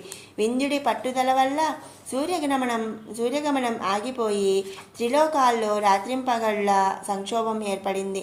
దాన్ని నివారించగలిగిన సమర్థుడివి నువ్వే. లోక కళ్యాణార్థం నువ్వు తక్షణం ఈ కాశీక్షేత్రాన్ని వదిలి దక్షిణాదికి ప్రయాణం చెయ్యి. వింధ్యుడిని అదుపు చెయ్యి. ఇది విష్ణు మహేశ్వరుల ఆజ్ఞ. మా దేవతల విన్నపం. మా విజ్ఞప్తిని మన్నించు, లోకాలకి శాంతిని ప్రసాదించు అని వినయంగా విన్నవించుకున్నారు దేవేంద్రాదులు. అది హరిహరుల ఆజ్ఞ. లోకశాంతికి తక్షణ ఆవశ్యకం అని తెలుసుకున్న అగస్త్యుడు తాను కాశీక్షేత్రాన్ని విడిచిపెట్టాల్సి వస్తుందందుకు బాధగా ఉన్న పరిస్థితులను దృష్టిలో ఉంచుకొని సరే అన్నాడు. భార్యాభర్తలిద్దరూ విశ్వనాథుణ్ణి విశాలాక్షిని దర్శించుకున్నారు. అన్నపూర్ణమ్మకి దండ ప్రణామాలు ఆచరించారు. కాలభైరవుడిని, సాక్షి గణపతిని దర్శించి సాగిలపడ్డారు. ఇలా పేరు పేరున దేవతలందరినీ దర్శించి కన్నీళ్లతో వీడ్కోలు తీసుకుంటూ బాధాతప్త హృదయాలతో కాశీక్షేత్రాన్ని విడిచి దక్షిణ దిక్కుకు ప్రయాణం ఆరంభించారు. అగస్త్య దంపతులు తపశ్శక్తితో ఆకాశయానం చేస్తూ దక్షిణాపథానికి ప్రయాణించారు. అల్లంత దూరంలో అగస్త్యుడిని చూస్తూనే గౌరవంతో ఒదిగిపోయాడు వింధ్యుడు. ఆకాశమంత ఎత్తుకెదినగ పర్వతదేహాన్ని కుంచుకుంటూ భక్తితో సాష్టాంగపడ్డాడు. అగస్త్యుడు సంతసించాడు. అలా ఒదిగిన వింధ్యుడి శిఖరం మీదనే గాయత్రీమాత విగ్రహాన్ని ప్రతిష్ఠించి మంత్రపూరితంగా ప్రాణప్రతిష్ఠ చేసి సంధ్యోపాసన చేశాడు. గాయత్రి అతని ఉపాసనకి మెచ్చి ప్రత్యక్షమై అగస్త్య, వరం కోరుకోవయ్యా అంది. అగస్త్యుడు నిట్టూర్చి, లోకశాంతి కోసం నిన్ను ఉపాసించే నాకు కోరికలేముంటాయి తల్లి? అయినా నువ్వు వాత్సల్యంతో ఇస్తానంటున్నావు కనుక కోరుకుంటున్నా. ఈ వింధ్యుడు నాకు పుత్ర సమానుడు. నువ్వు ఇక్కడే ఈ నీ గాయత్రీదేవి రూపంలో వెలసి వింధ్యవాసినిగా ప్రసిద్ధి చెందు. వింధ్యుడి జన్మని చరితార్థం చెయ్యి అని అడిగాడు. తథాస్తు అంటూ దేవి అక్కడ స్వయంభువై వెలిసింది. వింధ్యవాసిని అయ్యింది. జగన్మాత స్వయంగా తన పర్వత శిఖరంపై వెలిసి తన పేరుని కలుపుకొని వింధ్యవాసినిగా వెలిసినందుకు వింధ్యాచలుడు ఆనందంతో పొంగిపోయాడు. మరొకసారి అగస్త్యుడి పాదాలని కళ్ళకద్దుకొని, తండ్రి, జగదీశ్వరినే నా శిఖరం పైన నిలిపి నా జన్మకి సార్థకం చేకూర్చావు. ఏమిచ్చి నీ రుణం తీర్చుకోను అని అడిగాడు వినయ విధేయతలతో. అగస్త్యుడు మందహాసం చేసి, నాయనా, నేనిప్పుడు దక్షిణ పథానికి వెళుతున్నాను. ఆకాశమంత ఎత్తు దిగిన నీ శిఖరాలను దాటి వెళ్లేంతటి ఓపిక నాకు లేదు. అందుచేత నేను తిరిగి వచ్చేంత వరకు నువ్వు ఇలాగే ఒదిగి ఉండు. నిరంతరం ఆ జగన్మాత నామస్మరణ చేసుకుంటూ ఆ తల్లి ఉన్నంతకాలం వింధ్యవాసిని నీ శిఖరం మీద నిలిచి ఆ తల్లి నీకు ప్రసాదించిన భాగ్యాన్ని సద్వినియోగం చేసుకో. నువ్విలా ఒదిగి ఉన్నంతకాలం వింధ్యవాసిని నీ శిఖరం మీద నిలిచి నిన్ను కటాక్షిస్తూ ఉంటుంది అని చెప్పి అగస్త్యుడు భార్యతో పాటు వింధ్య పర్వతాన్ని దాటి దక్షిణాపథానికి వెళ్ళిపోయాడు. ఆయన మళ్ళీ వెనక్కి రాలేదు. వింధ్యుడు అలాగే ఒదిగి ఉండిపోయి నిత్యం వింధ్యవాసిని ఉపాసిస్తుండిపోయాడు. ఆ తర్వాత దేవతలు, మహర్షులు, మానవులు మరెందరో వచ్చి వింధ్యవాసిని దర్శించి ఆమె అనుగ్రహం పొందారు. ఇక దక్షిణాపథానికి విచ్చేసిన అగస్త్య దంపతులు శ్రీశైల క్షేత్రం చేరుకొని భ్రమరాంబ మల్లికార్జునులను దర్శించుకొని కాశీక్షేత్రాన్ని వదిలి వచ్చిన బాధ నుంచి ఉపశమనం పొందారు. అనంతరం ఆ మహర్షి దంపతులు మలయాద్రి మీద ఆశ్రమం నిర్మించుకొని అక్కడ నివసించసాగారు. అగస్త్యుడు నిత్యం త్రిసంధ్యలలో గాయత్రిని ఉపాసించడం చేతనే దేవతలకి త్రిమూర్తులకి సైతం అసాధ్యమైన వింధ్యాచల పర్వత అహంకారాన్ని అణచివేశాడు. గాయత్రీ మంత్ర ఉపాసన మహిమ అంతటిది. అది గ్రహించిన బ్రాహ్మణులు గాయత్రీ మంత్రోపాసనని విధిగా ఆచరించసాగారు. అయితే భక్తితో గాక ఏదో నిత్యతంతుగా ఉపాసించే వారికి సత్ఫలితాలు లభించవు. అదే భక్తి శ్రద్ధలతో గాయత్రిని ఆరాధిస్తే ఆ తల్లి కరుణిస్తుంది, కోరినవన్నీ ప్రసాదిస్తుంది. వేదవ్యాస జననము. సృష్టికి ముందు శ్రీ మహావిష్ణువు అవతరించినప్పుడు ఆయన పుట్టుకతోనే వేద విజ్ఞానిగా అవతరించాడు. అనంతరం ఆయన నాభికమలము నుండి బ్రహ్మ పుట్టి సృష్టి ఎట్లు చేయాలో తోచక అవుతున్నప్పుడు విష్ణువు స్వయంగా అతనికి వేదజ్ఞాన సర్వస్వమును ఉపదేశించాడు. ఆ ఉపదేశమును బ్రహ్మ తన చెవులతో వింటూ తన 4 ముఖాలకున్న వాక్కులతో ఏకకాలంలో ఉచ్చరిస్తూ అధ్యయనం చేశాడు. ఆయన ఉచ్చరణ ఆలకిస్తూ కర్మసాక్షి అయిన సూర్యభగవానుడు వేదాధ్యయనం చేసి వేదజ్ఞాని అయ్యాడు. ఆ తదనంతరం బ్రహ్మ మానసము నుండి పుట్టిన సప్తమహర్షులలో ఒకటైన వశిష్ఠుడు వేదాధ్యయనం చేశాడు. ఆ తదుపరి ఆయన కుమారుడు శక్తి, ఆయన నుంచి ఆయన పుత్రుడైన పరాశరుడు వేదాధ్యయనం చేశారు. అయితే శ్రీహరి ఉపదేశించిన వేదము బ్రహ్మ 4 వాక్కుల నుండి బహిర్గతం కావడం చేత అది సక్రమముగా లేక అధ్యయనులకు ఇబ్బందిగా మారింది. అప్పుడు పరాశరుడు చిరకాలం తపస్సు చేసి దేవి అనుగ్రహంతో వేదము యొక్క వరుస క్రమమును గ్రహించగలిగాడు. ఈ వేద విజ్ఞానమునే ఆయన తనకు స్ఫురించిన రీతిలో కథారూపంగా మార్చి చిన్న చిన్న కథలుగా చేసి లోక సంచారం చేస్తూ ఆ కథలను చెప్పడం ద్వారా వేదమును లోకములో ప్రచారం చేస్తూ వచ్చాడు. అప్పుడు శ్రీ మహావిష్ణువు వేద విజ్ఞాన సారస్వతమును వ్యాప్తి నిశ్చయించుకొని తనకు అవతార కాలంలో లభ్యమైన వేద సర్వస్వమును ఇతరులెవ్వరూ సక్రమముగా వ్యాప్తి చేయలేరని భావించి అట్టి ప్రచారము కొరకై తానే అవతరించాలని నిశ్చయించుకున్నాడు. ఆ సమయమున భూలోకమున చేది రాజ్యమును పాలిస్తున్న ఉపరిచరుడు ఒకనాడు తన భార్యతో దాంపత్య సుఖమును పొందబోతున్న తరుణంలో అతని తండ్రి పిలిపించి ఆనాటి ఆయన పితృశ్రాద్ధ కార్యార్థం మృగమాంసం తెమ్మని అడవికి పంపించాడు.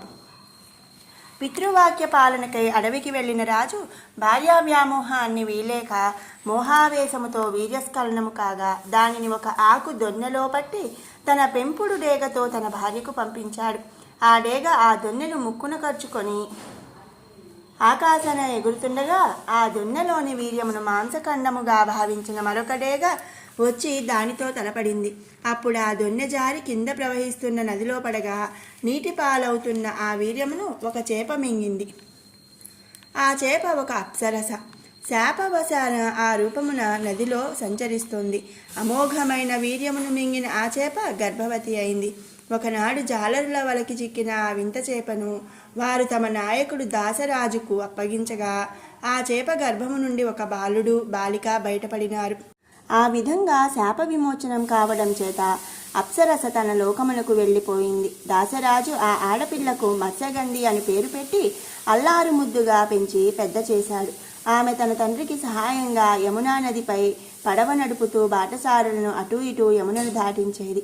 వేదవాగ్మయనమును శిష్యులకు బోధిస్తూ దేశ సంచారం చేస్తున్న పరాశరుడు ఒకనాడు యమునా తీరానికి వచ్చాడు.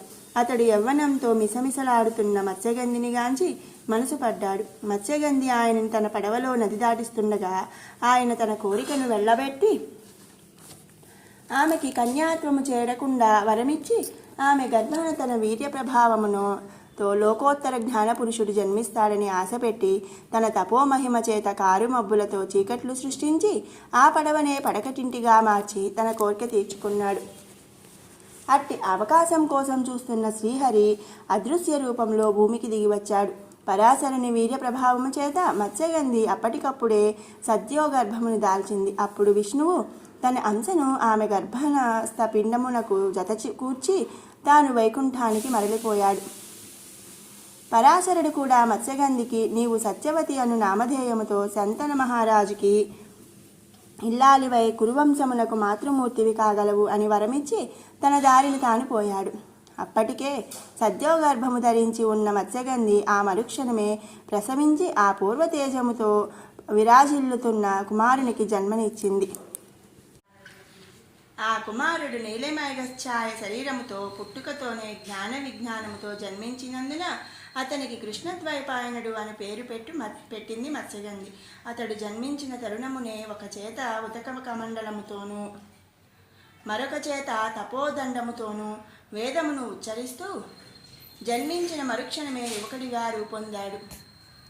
అతడు తన తల్లికి నమస్కరించి, అమ్మ, లోకహితార్థము నేను తపోవనమునకు వెళ్ళి నిశ్చయించాను. నా అవసరము నీకెప్పుడు కలిగినా నన్ను మనసున స్మరించినంతనే నీ ముందు ప్రత్యక్షమై నీ అభిమతాన్ని నెరవేరుస్తాను అని తెలిపి తపస్సు నిమిత్తం బదరికావనమునకు వెళ్ళిపోయాడు.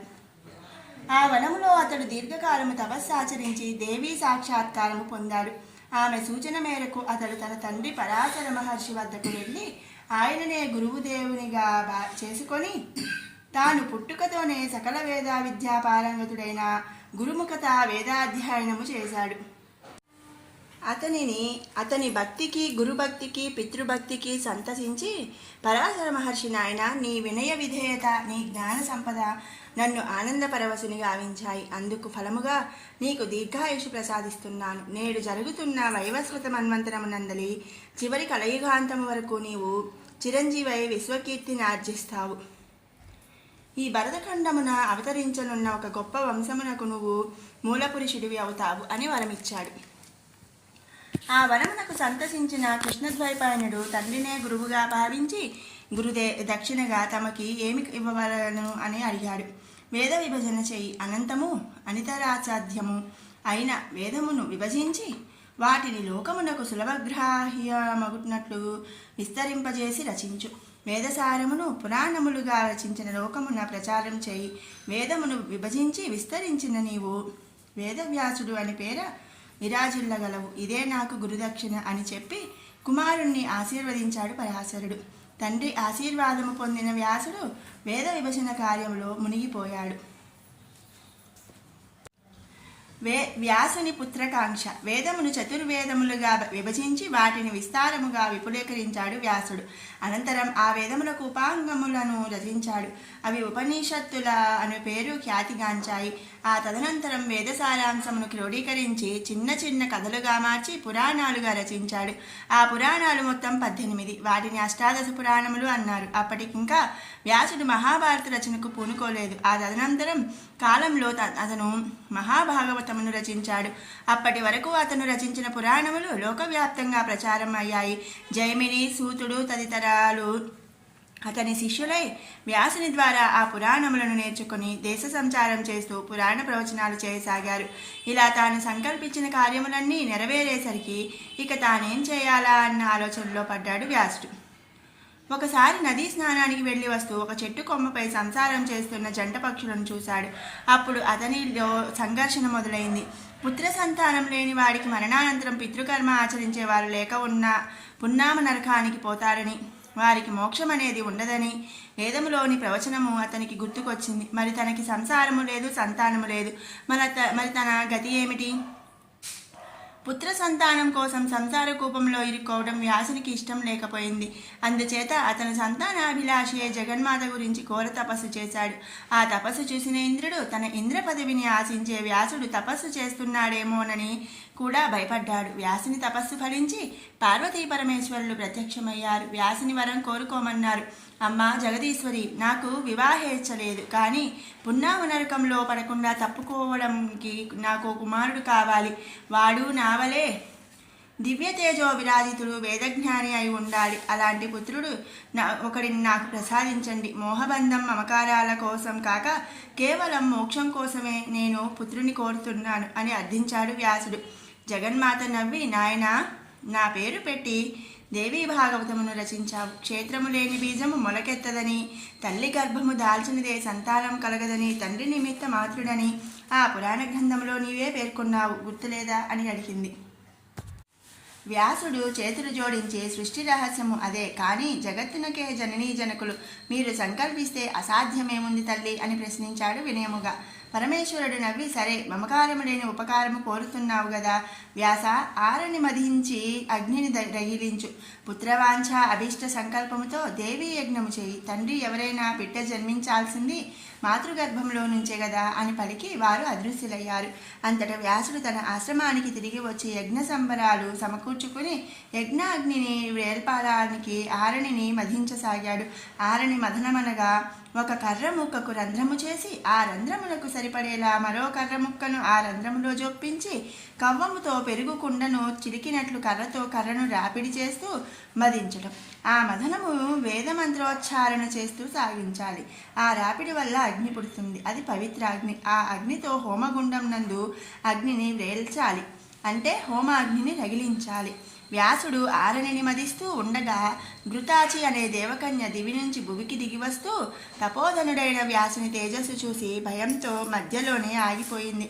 వ్యాసుని దృష్టి అప్రయత్నంగా ఘృతాచి మీద పడింది. ఆ అందగత్తెను చూడగానే అతని మనసు చలించింది. ఇంతటి అందమైన కుమారుడు తనకి పుడితే బాగుండును కదా అన్న ఆలోచన రేకెత్తింది. అదే తపనతో ఘృతాచి ఘృతాచి సుపుత్ర సుపుత్ర అని పలవరిస్తూ ఆరణిని మదించసాగాడు. ఘృతాచి భయంతో దేవలోకానికి పారిపోయింది. కానీ వ్యాసుని పలవరింత ఆగలేదు. అంతట ఆరణి మదనంలో నుంచి అగ్ని పుట్టి ఆ అగ్నిలో నుంచి ఘృతాచి అంతటి అందమైన వేదజ్ఞాని అయిన కుమారుడు పుట్టాడు. ఆ కుమారుడు పుడుతూనే చిలుక పలుకలు పలిగే వలె తీయని స్వరముతో వేదములను ఉచ్చరించసాగాడు. వ్యాసుడు అతని కంఠమాధుర్యమునకు పొంగిపోయి అతడిది సుఖస్వరము కాబట్టి శుకుడు అని నామకరణం చేశాడు. ఆ విధంగా సంసారం చేయకుండానే వ్యాసుడు తండ్రి అయినాడు. శుకుడికి పుట్టుకతోనే వేదశాస్త్ర జ్ఞానం అప్పింది. అయినా వ్యాసుడు అతనికి 5వ ఏట ఉపనయనం చేసి దేవగురువు బృహస్పతి వద్ద విద్యాభ్యాసానికి కుదిర్చాడు. అక్కడ గురుకుల ధర్మాన్ని పాటిస్తూ శుకుడు సర్వ విద్యాపారంగతుడై తిరిగి వచ్చాడు. అప్పటికి వ్యాసునికి శుకునికి మీద వీడు నా కుమారుడు, నావాడు అన్న మమకారం బాగా బలీయమైపోయింది. శుకుడి మీద మమకారం ఎప్పుడు పెరిగిందో అప్పుడే తన కొడుక్కి వివాహం చేసి తద్వారా తన వంశాన్ని వృద్ధి చేసుకోవాలన్న తపన వ్యాసునిలో బలీయమైంది. శుకుడు విద్యాభ్యాసం ముగించుకొని తిరిగి రాగానే వ్యాసుడు ప్రేమగా అతడిని పక్కన కూర్చోబెట్టుకొని, నాయనా, నీ విద్యాభ్యాసం పూర్తయింది. ఈహ తగిన కన్యను వివాహమాడి గృహస్థాశ్రమాన్ని స్వీకరించు. కుమారులను కుమార్తెలను కని మన వంశాన్ని అభివృద్ధి చేయి అని చెప్పాడు. శుకుడు నవ్వి, తండ్రి, సంసార బంధనం కారణమనే కదా నువ్వు వివాహం చేసుకోకుండా ఆరణిలో నాకు జన్మనిచ్చావు. నీకు భవబంధమైన సంసారం, నాకు మాత్రం మోక్షబంధ కారణం కాదా? నాకు భార్యాబిడ్డలు సంసారం వంటి జంజాటాలు వద్దు. నేను తపస్సు చేసి ముక్తి పొందుతాను అని చెప్పాడు. వ్యాసుడు కొడుకు మాటలకి వ్యాకులం చెందాడు. గృహస్థాశ్రమ ధర్మం నెరవేర్చని వాడికి మోక్షం సులభంగా రాదని పరిపరి విధాలా నచ్చజెప్పాడు. శుకుడు ససేమిరా అన్నాడు. నాయన, ఈ జగత్తు యావత్తు శక్తిమయం. ఆ మాయా ప్రభావం చేతనే జీవులకు సంసారాది భవబంధాలు ఏర్పడుతున్నాయి. ఆ బంధాలను త్రోసి రాజడం ఆ శక్తిని అవమానించడమే అవుతుంది. నా సంగతి వేరు. అయినా నేను కూడా ఏదో విధంగా నీకు జన్మనివ్వక తప్పలేదు కదా. నా మాట విను, సంసారివిక. ఈ విషయంలో నీకేమైనా సందేహాలుంటే నేను రచించిన దేవీ భాగవతము విను. ఆ పురాణ శ్రవణం ద్వారా నీ సందేహాలన్నీ పటాపంచలవుతాయి అని చెప్పి వ్యాసుడు కొడుకును కూర్చోబెట్టి దేవీ భాగవతము ఆశాంతం వినిపించాడు. తండ్రి, ఆ జగన్మాతయే పరాదేవతని, ఈ సృష్టి సమస్తం ఆమె సంకల్పమేనని, అంతా ఆమెనని దేవీ భాగవతమునందు పేర్కొన్నావు కదా. అంతా తానే అయిన ఆ తల్లి మహిషాసుర సంహార సమయంలో సురాపానం ఎందుకు చేయవలసి వచ్చింది? ఆవిడే సర్వశక్తి స్వరూపిణి అయితే దేవతలు మాటిమాటికి ఆమె చేతనున్న పాత్రని సురాపానంతో నింపి ఆమెను మదిరోన్మత్తురాలిని ఎందుకు చేశారు అని ప్రశ్నించాడు శుకుడు. వ్యాసుడు నవ్వి, అదే నాయన, మాయ అంటే సృష్టిలోని ప్రతి అణువు ఆ తల్లి ప్రతిరూపమే అయినట్లు అమృతము ఆవిడే, హాలాహలము ఆవిడే.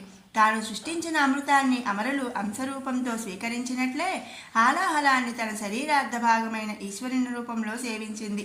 అలాగే దానవుల కోసం సృష్టించబడిన సునను వాళ్ళకి దక్కకుండా తానే పానం చేసి వారిని బలహీనులుగా గావించి సంహారం పేరిట తనలో లీనం చేసుకుంది. అసుర సంహారం అంటే ఆకార రూపాల్లో కనిపించే దానవ సంహారం కాదు, జీవులలో ఉన్న దుర్గుణాలను సంహరించడం, బుద్ధిజీవులను బుద్ధి జ్ఞానవంతులుగా మార్చటం. అమృతము హాలాహలము పక్క పక్కన ఉంచితే బుద్ధిమంతుడైన వారైనా అమృతాన్ని స్వీకరిస్తాడు కదా. అలాంటి బుద్ధిజీవి హాలాహలప్రాయమైన సురాపానం చేయడం తప్పు కదా. అది నిరూపించడానికే, సురాపానంలో ఉన్న మధోన్మత్తతను చాటడానికే ఆమె ఆ సమయాన సురాపానం చేసింది. అది దేవతల భ్రమే గాని నిజానికి ఆమె ఆ దుర్వ్యసనాన్ని ఉపసంహరించి తాను స్వీకరించింది. సుర కూడా ఆమె సృష్టియేనని, తన సృష్టిని తానే తనలో కలుపుకుందని గ్రహించలేకపోవడమే కదా మాయా అంటే అన్నాడు. శుకుడు తల పంకించి, అర్థమైంది, హితమైన దాన్ని మాత్రమే జీవుడు స్వీకరించాలని, విహితం కాని దాన్ని విసర్జించాలని కదా దాని అంతరార్థం. విహితము హితము రెండూ ఆ తల్లే అని గుర్తించడమే కదా విద్య. నా అవిద్య నేటితో తొలగిపోయింది, నాకు జ్ఞానోదయమంది అనుకుంటూ లేచి వెళ్ళిపోయాడు. కొడుకు స్నానానికో సంధ్యవార్చుకోవడానికో వెళ్ళి ఉంటాడనుకొని అతడి కోసం చాలాసేపు ఎదురు చూశాడు వ్యాసుడు. కానీ అలా వెళ్ళిపోయిన శుకుడు మళ్ళీ తండ్రి ముఖం చూడలేదు. ఏమయ్యాడో ఎక్కడికి వెళ్ళాడో చూసిన వారు లేరు. శుకుని కోసం చాలా రోజులు ఎదురు చూసి నిరాశ చెందిన వ్యాసుడు కొడుకు మీద బెంగతో చిక్కి శల్యమై, నాయనా సుఖ, ఏమైపోయావురా తండ్రి, ఎక్కడున్నావురా అని శోకిస్తూ కుమారుని కోసం గాలిస్తూ మతుభ్రష్టుడిలా దేశాలన్నీ తిరిగి ఒకనాటికి కాశీక్షేత్రానికి చేరుకున్నాడు. అతడు కాశీ పట్టణానికి చేరే సమయానికి అపర్ణాహపు వేళ మించిపోయింది. వ్యాసుడు తిరిగి నీరసించి ఆకలితో ఉండటం చేత కడుపు చేత పట్టుకొని భవతీ భిక్షాం దేహి అంటూ కాశీపట్టణమంతా భిక్ష కోసం తిరిగాడు. కానీ వేళ మించిపోవడం చేత ఎవరూ అతడిని పిలిచి భిక్ష ఇవ్వలేదు. ఆ ఆకలి బాధ కొడుకు కనిపించలేదన్న వ్యధ వ్యాసుని ఆగ్రహావేశ ఉన్నత్తుని గాంచినాయి. విశాలాక్షి, నిరతాన్నదాన ప్రదాయనివని పేరు తెచ్చుకున్నావే, ఆకలితో నకనకలాడుతున్న నా కడుపుకి పట్టెడు అన్నపు మెతుకులు ఇప్పించలేకపోయావు. నీవు అన్నపూర్ణవా? కావు. జగన్మాతవని చెప్పుకొని నాకు నువ్వు ప్రసాదించిన కొడుకునే నాకు కాకుండా దూరం చేశావే. నీవు తల్లివా? కావు. కడుపు తీపి అంటే తెలియని గొడ్రాలివి నువ్వు. అవునులే, షణ్ముఖుడు రెల్లుగడ్డిలో జన్మించాడు గాని నీ కడుపున పుట్టాడా? గణేశ్వరుడు పసుపు ముద్దలోంచి అవతరించాడే కానీ నీ గర్భవాసాన జన్మించాడా? అట్లాంటి నీకు కన్న ప్రేమ, పుత్రవాత్సల్యం, కడుపు తీపి ఎలా తెలుస్తాయి? ఎందుకుంటాయి? నువ్వు బిడ్డలకి ప్రేమని పంచే తల్లివి కావు. వీర భయంకర వికృత విరాట్ స్వరూపంతో జీవులను కబలించే కాళివి, మహాకాళివి. చీచి, నీ వంటి నిర్ధయరాలిని నమ్మి నేను చెడ్డాను. ఇహానికి పరానికి దూరమై రెంటికి చెడ్డరేవడినయ్యాను గదే నిన్ను నమ్మి అని ఆక్రోశించాడు వ్యాసుడు. మరుక్షణం వ్యాస అని గర్జిస్తూ అంతరిక్షాన అదృశ్య రూపంతో తేజోరాశిగా జగన్మాత అవతరించి, దురహంకారి, మోహ వ్యామోహ దురాగ్రహ పరుడివై జగత్తుకే అమ్మని అయిన నన్ను దూషిస్తావా? మూర్ఖుడా, నేటి నుంచి నీకు ఈ కాశీక్షేత్ర నివాసాన్ని నిషేధిస్తున్నాను. నా ఆన అతిక్రమిస్తే నీకు లభించిన వేదవాజ్ఞాయ విజ్ఞాన సర్వస్వాన్ని కోల్పోయి భ్రష్టుడివవుతావు. ఇహపరాలు రెంటికి దూరమవుతావు. జాగ్రత్త అని శపించింది. అమ్మవారి శాపంతో కిన్నుడై వివేకాన్ని తెచ్చుకున్న వ్యాసుడు దుఃఖంతో భయభక్తులతో దేవిని ప్రార్థిస్తూ, అమ్మా, నీ మాయా ప్రభావం చేత నేను అజ్ఞానానికి లోనై మాయా వ్యామోహ అంధకారుడినై జగత్తుకే అమ్మని అయిన నిన్ను దూషించాను. ఆకలి బాధకు తాళలేక అమ్మవైన నిన్ను తోలనాడాను. అవిద్యవు విద్యవు నువ్వేనని గ్రహించిన నా కొడుకున్నపాటి వివేచన కూడా నాకు లేక నిన్ను నిందించాను. అమ్మా, నేను మాత్రం నీ బిడ్డని కానా? తనయుడి తప్పులని తల్లి కాక మరెవరు సహిస్తారమ్మా? అమ్మా, నన్ను క్షమించు, నా తప్పు సహించు. దుర్నిరీక్షమై నీ ఆగ్రహ శాపోజ్వలాల నన్ను దహించకముందే నాకు తరుణోపాయం ఉపదేశించు. తల్లి విశాలాక్షి, విశ్వేశ్వరి, మాతా అన్నపూర్ణేశ్వరి, పాహిమాం పాహి పాహి అని దీనంగా ప్రార్థిస్తూ సాష్టాంగదండ ప్రణామాలు చేశాడు వ్యాసుడు, కన్నీరు మున్నీరుగా విలపిస్తూ. వ్యాసుని కన్నీరు చూసి దయాద్రురాలైన ఆ తల్లి విశాలాక్షి విశ్వేశ్వర సమేతంగా ప్రత్యక్షమై అతనికి దర్శనం ప్రసాదించింది. వ్యాసుడు ఆ ఆది దంపతులను చూస్తూ భక్తి పారవస్యంతో అనేక విధాలా స్తుతించాడు.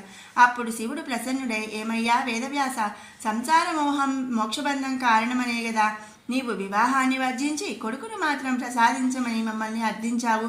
మరి కొడుకో అంటూ ఇప్పుడు దుఃఖిస్తావేమిటి? ఆ కొడుకుని నువ్వు కన్నావా అని ప్రశ్నించాడు చిరునవ్వుతో. వ్యాసుడు సిగ్గుపడ్డాడు.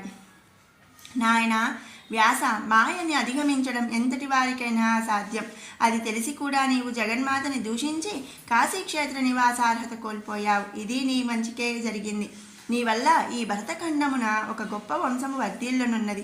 ఆ వంశ చరిత్రను నువ్వు గ్రంథస్థం చేయి. మహాభారతం అని పేర ఆ గ్రంథము చిరకీర్తిని ఆర్జిస్తుంది. కాశీ నీకు దూరమైనా నీకు నా కైలాస శిఖరమునందు నివాసార్హత కల్పిస్తున్నాను. నీ అంశామూర్తి అయిన శిలాప్రతిమ కాశీ విద్యాపీఠమునందు ప్రతిష్ఠించబడి భావితరాల విద్యార్జన పరులకు మార్గదర్శకమవుతుంది అన్నట్లు నీ కుమారుడు శుకుడు కైలాసమునకు చేరి మా సన్నిధానమున నిత్య తపోధనుడై విలసిల్లుతున్నాడులే. భరతవంశము నీ రాకకై ఎదురు చూస్తున్నది. నీ కర్తవ్యమును నిమిత్తమాత్రుడిపై నిర్వర్తించు అని ఉపదేశించాడు పరమేశ్వరుడు.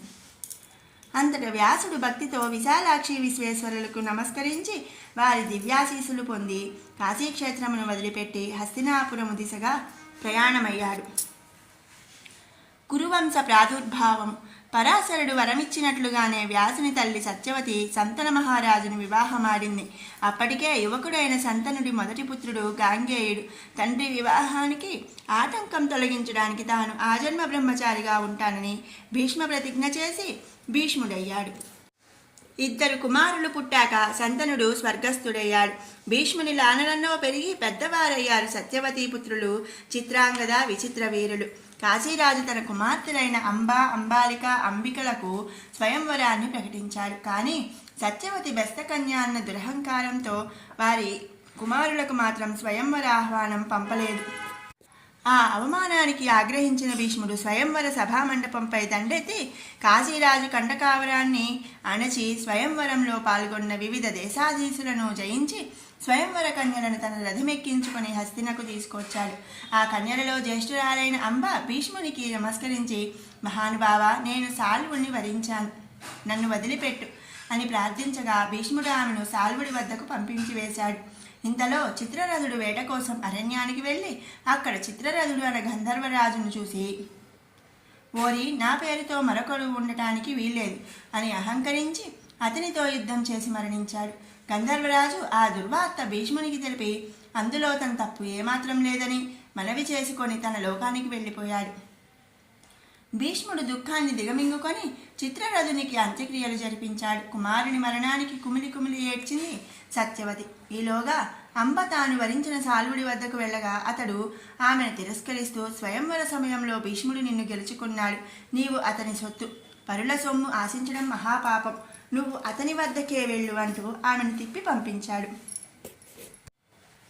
అంబ తిరిగి వచ్చి భీష్మునితో జరిగిన విషయం చెప్పి, నన్ను గెలుచుకున్నది నీవు కనుక నీవే నన్ను వివాహమాడు అని నిర్బంధించింది. భీష్ముడు ఆమెను నిరాకరిస్తూ, నేను ఆజన్మ బ్రహ్మచర్య వ్రత దీక్షలో ఉన్నానని లోకానికంతటికీ తెలుసు కనుక నేను నిన్ను వివాహమాడలేను. నేను ఆ స్వయంవర సభకి వచ్చినది నా సోదరుల కోసమే అని ఆనాడే ఆ సభలోనే ప్రకటించాను కనుక నీకు ఇష్టమైతే నా సోదరుని వివాహమాడు, లేదా నీ ఇష్టం వచ్చిన మార్గాన్ని అనుసరించు అని తేల్చి చెప్పేశాడు. భీష్ముని నిరాదరణతో కిన్నురాలైన అంబ అతనిపై పగ తీర్చుకొనడానికి శివుడి గురించి ఘోర తపస్సు చేసి ఆయనని ప్రసన్నం చేసుకుని వరాలు పొంది తనువు త్యజించి అగ్నిదగ్ధమైంది. ఆ తదనంతర కాలంలో అంబ శిఖండిగా జన్మించి కురుక్షేత్ర రణరంగంలో భీష్ముడు అస్త్ర సన్యాసం చేయడానికి కారకురాలై అతనిని పార్థుని ద్వారా పడగొట్టించింది. ఇక అంబాలిక, అంబికలకు తన తమ్ముడైన విచిత్రవీరునికిచ్చి వివాహం జరిపించాడు భీష్ముడు. విచిత్రవీరుడి 2 భార్యలతో నియమరహితంగా నిరంతర కామక్రీడా విలాసాల్లో మునిగి తత్ఫలితంగా భయంకర క్షయరోగ పీడితుడై మరణించాడు. అతని మరణం చేత ఆ వంశమునకు వారసులు లేకుండా పోయారు. సత్యవతి తన కుమారుల దుర్మరణాలకు చాలా బాధపడి వంశక్షయం కాకుండా కాపాడటానికి భీష్ముని వివాహం చేసుకోమని పరిపరి విధాల ప్రాధేయపడింది. తాను చేసిన భీష్మ ప్రతిజ్ఞను వదులుకోవడానికి నిరాకరించాడు భీష్ముడు. అప్పుడు విధిలేని పరిస్థితుల్లో సత్యవతి తనకి వివాహానికి ముందే సద్యోగర్భాన కుమారుడు జన్మించాడన్న రహస్యాన్ని, పరాశరుడు ఇచ్చిన వరాన్ని బయటపెట్టి క్షత్రియకాంతలు వంశోద్ధరణ కోసం సద్యోగర్భాన్ని ధరించి పుత్రులను కనడం దోషం కాదు. నీవు ఇష్టపడితే నా పుత్రుడు వ్యాసుని రప్పిస్తానని చెప్పింది. తమ వంశక్షయాన్ని నివారించడానికి వేరు మార్గం కానక సరే అన్నాడు భీష్ముడు. అప్పుడు సత్యవతి తన మనసులో కుమారుని తలుచుకొని నాయనా వ్యాస అని స్మరించింది. తక్షణమే వ్యాసుడు ఆమె ముందు ప్రత్యక్షమై, అమ్మా, నన్నెందుకు స్మరించావు? నీకేం కావాలి అని అడిగాడు. సత్యవతి జరిగిన విషయమంతా అతనికి వివరించి, వ్యాస, కురువంశం అంతరించడానికి వీల్లేదు. మరణించిన నా 2 కుమారులు నీకు తమ్ముళ్ళు అవుతారు. వంశం నిలబెట్టడానికి తమ్ముని భార్యలతో అన్న క్రీడించడం దోషం కాదు. కనుక నా కోడళ్ళు 2కి నువ్వు సంతానాన్ని అనుగ్రహించు. నీ తల్లి ఆదేశాన్ని పాటించు అని చెప్పింది. తల్లి ఆజ్ఞని కాదనలేని వ్యాసుడు దానికి అంగీకరించాడు. ఆ రాత్రి సత్యవతి తన పెద్ద కోడలికి విషయం వివరించి ఆమెను వ్యాసుని పడక గదికి పంపించింది. అంబాలిక ఆ గదిలో ప్రవేశించి వ్యాసుని కారుమేఘ శరీర రూపాన్ని చూసి బెదిరి కళ్ళు మూసుకొని అతనితో శయనించింది. అందువల్ల ఆమెకు సత్వగుణోపేతుడైన అంధుడు జన్మించాడు. అతడే ధృతరాష్ట్రుడు.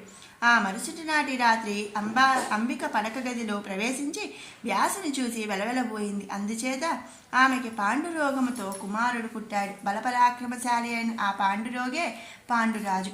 అయితే పుట్టుకతోనే దీర్ఘరోగముతో పుట్టినవాడు ఆయుష్మంతుడై ఎంతకాలం రాజ్యాన్ని పాలించగలడు? అందుచేత సత్యవతి తన పెద్ద కోడలు అంబాలికను పిలిచి విషయం చెప్పి, ఈ రాత్రి అయినా బుద్ధిగా ప్రవర్తించు, వేద విజ్ఞాన తీర సంపన్నుడైన పుత్రునికి తల్లివిక అని చెప్పింది. అత్తగారి మాటలకు సరేనంటూ తల ఊపిన అంబాలిక వ్యాసుని మీదున్న భయం చేత తనకి బదులు తన దాసికి ముస్తాబు చేసి పడక గదికి పంపింది. ఆ దాసి వ్యాసుని గొప్పతనం తెలిసి ఉండడంతో ఆ మహనీయుని అనుగ్రహం తనకి లభించడం మహద్భాగ్యంగా భావించి వ్యాసుని అనురక్తుడిని గావించి ఆయనతో సంగమించింది. అందుచే ఆమెకు సర్వధర్మ విశారుడైన విదురుడు జన్మించాడు. అనంతరం వ్యాసుడు తల్లిని కలిసి, అమ్మా, దేవీ సంకల్పం ఎలా ఉందో అలాంటి కుమారులు ఈ కురువంశమునకు వారసులుగా జన్మించారు. ఇందు నేను, నువ్వు, నీ కోడళ్ళు నిమిత్త మాత్రులం. అందుడైనా జ్యేష్ఠుడు గనక ధృతరాష్ట్రునికి పట్టాభిషేకం జరిపించి పరిపాలన బాధ్యతలు పాండురాజుకు అప్పగించు. దాసీపుత్రుడైన విదురుడు మహాజ్ఞాని కనుక అతడి సహాయ సహకారాలు పొందుతూ అతనికి సముచిత స్థానం ఇచ్చి గౌరవించమని నీ కుమారులకు చెప్పు అని ఉపదేశించి కాశీకి వెళ్ళిపోయాడు. అయితే అతడు కాశీలో ప్రవేశించకుండా గంగా నది ఆవలి తీరంలో నివసిస్తూ లోకక్షేమం కోసం తపస్సు చేశాడు. వ్యాసుడు నివసించిన ప్రదేశమే వ్యాసకాశి. కురుక్షేత్ర సంగ్రామము. పాండవులు అరణ్య అజ్ఞాతవాసాలు జయప్రదంగా పూర్తి చేసి అనంతరం పాండవులు శ్రీకృష్ణుని రాయబారిగా కౌరవుల వద్దకు పంపించారు. పాండవులకి అర్ధరాజ్యం కాదు కదా, 5 ఊళ్ళు కూడా ఇవ్వనన్నాడు సుయోధనుడు. అందుచేత కురుక్షేత్రము యుద్ధభూమిగా కౌరవ పాండవుల మధ్య మహాసంగ్రామం జరిగింది. ఆ యుద్ధం ప్రారంభంలోనే ఆయుధ విసర్జన చేసిన పార్థునికి గీతోపదేశం చేశాడు కృష్ణుడు. ఆయన గానం చేసిన భగవద్గీత పరమ పవిత్ర గ్రంథమై నేటికి నీరాజనాలు అందుకుంటుంది. ఆ మహాసంగ్రామంలో కర్ణుడు, ద్రోణుడు, దుశ్శాసనుడు, అభిమన్యుడు వంటి మహావీరులెందరో మరణించిన అనంతరం ఒంటరివాడైన సుయోధనుడు కూడా భీమునితో గదాయుద్ధం చేసి వీరమరణం పొందాడు. పాండవులను అపాండవం చేస్తానని ప్రతిజ్ఞ చేసిన అశ్వత్థామ చేతిలో ద్రౌపది కుమారులు మరణించగా గర్భవతిగా ఉన్న అభిమన్యుని భార్య ఉత్తర గర్భస్థ పిండాన్ని శ్రీకృష్ణుడు రక్షించాడు. అతడే పరీక్షిత్తుడు. యుద్ధభూమిలో భూపతనమైన భీష్ముడు ఆ తర్వాత శ్రీ విష్ణు సహస్రనామ స్తోత్రమును లోకమునకు అందించి ఏకాదశి నాడు ఇచ్చామరణం పొంది వసువై తన లోకానికి చేరుకున్నాడు. శ్రీకృష్ణుడు అర్జునునికి ఉపదేశించిన భగవద్గీతను, భీష్ముడు పఠించిన శ్రీ విష్ణు సహస్రనామ స్తోత్రమును వ్యాసుడు తాను రచిస్తున్న మహాభారతమునందు గ్రంథస్థం చేశాడు. యుద్ధానంతరం కురు సామ్రాజ్యానికి ధర్మరాజు పట్టాభిషిక్తుడయ్యాడు. అతడు 36 ఏళ్ల పాటు రాజ్యపాలన చేశాడు. అంతలో కలియుగం ప్రవేశించింది. అందుచేత శ్రీకృష్ణుడు అవతారం చాలించాడు. యాదవులందరూ శాపగ్రస్తులై ఒకరినొకరు నరుక్కున్నారు. యాదవ వంశం అంతరించింది. ఆ వంశంలో మిగిలిన వారిని కాపాడటానికి ప్రయత్నించిన పార్థుడు విఫలుడయ్యాడు. అతని గాంధీవము మొక్కువ అయింది. శ్రీకృష్ణ నిర్యాణంతోటే తన బలం నశించిందని గ్రహించిన పాండవులు పరీక్షితునికి పట్టంగట్టి ద్రౌపదితో సహా వనాలకు తరలిపోయారు. ధృతరాష్ట్రుడు, గాంధారి, కుంతి, విదురుడు వానప్రస్థాశ్రమంలో మరణించారు. ఆ తదనంతరం ద్రౌపది, పాండవులు స్వర్గారోహణం ఆరంభించి ఒకరి వెనుక మరొకరు స్వర్గలోకమునకు చేరుకున్నారు. సర్పయాగము. కురువంశ పాలకుడైన పరీక్షితుడు ఒకసారి వేటకు వెళ్ళి అరణ్యంలో అనేక క్రూరముగాలను వేటాడి అలసిపోయి దప్పికకొని సమీపంలో ఉన్న ముని ఆశ్రమమునకు వెళ్ళాడు. అక్కడ తపోధ్యాన నిమగ్నుడై ఉన్న మునిని దాహం తీర్చమని అడిగాడు. అయితే తపోదీక్షలో ఉన్న మునికి అతని మాటలు చెవికెక్కలేదు. దానిని అవమానంగా భావించిన పరీక్షితుడు అహంభావి, దేశాధీశుడినే అగౌరవిస్తావా అంటూ ఒక చచ్చిన పామును ఆ ముని మెడలో వేసి వెళ్ళిపోయాడు. అనంతరం కొంతసేపటికి ఆ మునికుమారుడు శృంగి వచ్చి ఆ ఘోర దృశ్యమును చూసి ఆగ్రహించి, నా తండ్రి మెడలో మృతసర్పమును వేసి పరాభవించిన దుష్టుడు నేటికి 7వ దినమున తక్షకుని కాటు చేత మరణించుగాక అని శపించాడు. మరి కొంతసేపటికి ముని తపస్సు చాలించి జరిగినది తెలుసుకొని కుమారుని మందలించి, అతని శాపము అప్రతిహయమైనది కాబట్టి కరుణోపాయము ఆలోచించుకోమని తన శిష్యుని ద్వారా పరీక్షితునకు వర్తమానం పంపించాడు. సర్వశ్రేష్ఠుడైన తక్షకుని బారి నుండి తప్పించుకోవడం అసాధ్యమని పరీక్షిత్తు భావించాడు.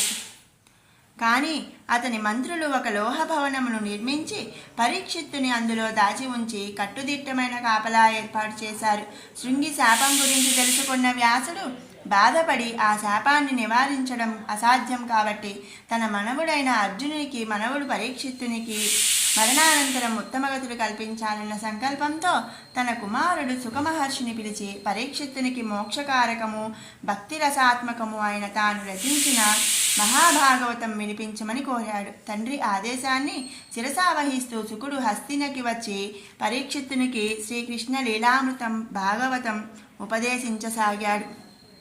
శృంగి శాపముననుసరించి పరీక్షిత్తుని కాటు వేయడానికి బయలుదేరిన తక్షకునికి మార్గమధ్యంలో కశ్యపుడు అనే బ్రాహ్మణుడు తారసపడ్డాడు.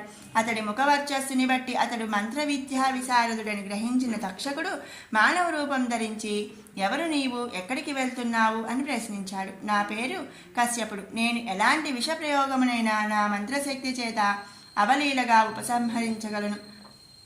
పరీక్షితుని కాటు వేయడానికి తక్షకుడు రానున్నాడట. నేను ఆ తక్షక విషప్రభావం నుంచి పరీక్షిత్తుని బ్రతికించి అమూల్య ధనరాశులు బహుమతిగా పొందడానికి వెళుతున్నాను అని చెప్పాడు ఆ బ్రాహ్మణుడు. అతని శక్తిని పరీక్షించదలిచి, నేనే ఆ తక్షకుడిని, నీ విద్య చూపించు అంటూ తక్షకుడు నిజరూపాన్ని దాల్చి ప్రక్కనే ఉన్న ఒక మహావృక్షమును కాటువేశాడు. తక్షకుని విషప్రభావానికి ఆ మహావృక్షం రెప్పపాటులో బూడిదైపోయింది. అప్పుడు కశ్యపుడు మహామంత్రమును స్మరించి మరొక రెప్పపాటులో ఆ భస్మరాశిని మరలా మహావృక్షముగా మార్చివేశాడు. తక్షకుడు ఆశ్చర్యచకితుడే, కశ్యప, నువ్వు సమర్థుడివే కాని శృంగి శాపము అమోఘమైనది. దానిని తిరోగమింపజేయడం మునిలోకానికే అప్రదిష్టకారకమవుతుంది. అది లోకహితము కాదు. కనుక నీ ప్రయత్నాన్ని విరమించుకో. పరీక్షిత్తు నుంచి నువ్వు ఆశిస్తున్న దానికంటే రెట్టింపు ధనం నేను నీకు ఇస్తాను అని చెప్పి కశ్యపుని మనసు మార్చి అతనికి ధనమిచ్చి తిప్పి పంపించేసి తాను ముందుకు బయలుదేరాడు తక్షకుడు. ఇప్పటికి 6 రోజులు క్షేమంగా గడిచిపోయాయి. ఆ సాయంత్రానికి లోహభవనం వద్దకు చేరుకున్న తక్షకుడు అక్కడి పరిస్థితి గమనించి తాను ఆ భవనంలోకి ప్రవేశించడం అసాధ్యమని నిశ్చయించుకున్నాడు. ఆ మర్నాడు 7వ నాటి ఉదయమే 2 బ్రాహ్మణ కుమారులు వలములతో వచ్చి, మేము విప్రకుమారులము, మహారాజుని దర్శించి ఆయనను ఆశీర్వదించడానికి వచ్చాం అని చెప్పారు. బ్రాహ్మణ ఆశీర్వాదము శుభప్రదము కాబట్టి మంత్రులు వారిని పరీక్షిత్తుని వద్దకు తీసుకువెళ్లారు. వారు తాము తెచ్చిన ఫలములను రాజుకు సమర్పించారు. పరీక్షితుడు ఆ ఫలములను స్వీకరించి వాటిని దైవ ప్రసాదంగా భావిస్తూ చూస్తుండగా ఒక ఫలము పైన సన్నని పురుగు కనిపించింది. దానిని తీసి పారవేయబోయాడు పరీక్షిత్తుడు. మరుక్షణం ఆ పురుగు మహాభయంకర సర్పాకారమును ధరించి పరీక్షిత్తుని కాటువేసింది. పరీక్షితుడు ఆక్రందన చేస్తూ నేల కొరికి తక్షణం మరణించాడు. ఆ మరక్షణమే భయంకరాకారమును ఉపసంహరించుకుంటూ తక్షకుడు మాయమైపోయాడు. అతనితో పాటే విప్రకుమారులు కూడా సర్పాకారములను ధరించి అదృశ్యమైపోయారు. పరీక్షితుడు మరణించే నాటికి అతని కుమారుడు జనమేజయుడు పిన్న వయస్కుడు అయినప్పటికీ మంత్రులు అతనికే పట్టాభిషేకం జరిపించి రాజును చేశారు. కాలక్రమాన జనమేజయుడు యువకుడై ధర్మబద్ధంగా రాజ్యపాలన చేసి తాత తండ్రులను మరపించాడు. కాశీరాజు తన కుమార్తె వపుష్టమను అతనికిచ్చి వివాహం చేశాడు. ఒకనాడు ఉద్దంకుడు అనే మహర్షి జనమేజయుని వద్దకు వచ్చి, రాజా, ఒకసారి నేను నా గురుకార్యము నిర్వహించబోగా తక్షకుడు నాకు అడ్డుపడి గురుకార్యము పూర్తి చేయనీయకుండా నన్ను చాలా ఇబ్బంది పెట్టాడు. ఆ తక్షకుడే నీ తండ్రి పరీక్షితుని దారుణంగా కాటువేసి చంపాడు. ఆనాటి నుంచి నేను నువ్వు ఎప్పుడు యుక్త వయస్కుడవుతావుతా అని పరీక్షిస్తున్నాను. ఆ తక్షకుడు అతని నాగజాతి మానవులకు పగవారు. నీవు సర్పయాగం చేసి నీ పితృరుణం తీర్చుకో. నేను నీకు యాగ నిర్వహణకు సహకరించి నా పగ తీర్చుకుంటాను అని చెప్పాడు. తన తండ్రి మరణానికి కారకుడైన తక్షకుని మీద ప్రతీకారం తీర్చుకోవడానికి జనమేజయుడు సర్పయాగము చేయడానికి సంకల్పించి ఉద్దంకుని ఆ యాగమునకు హోతగా నియమించాడు. సర్పయాగమునకు సర్వము సిద్ధం చేయబడింది. ఉద్దంకుడు హోతగా ఉండి జనమేజయుని చేత యాగం ప్రారంభింపజేశాడు.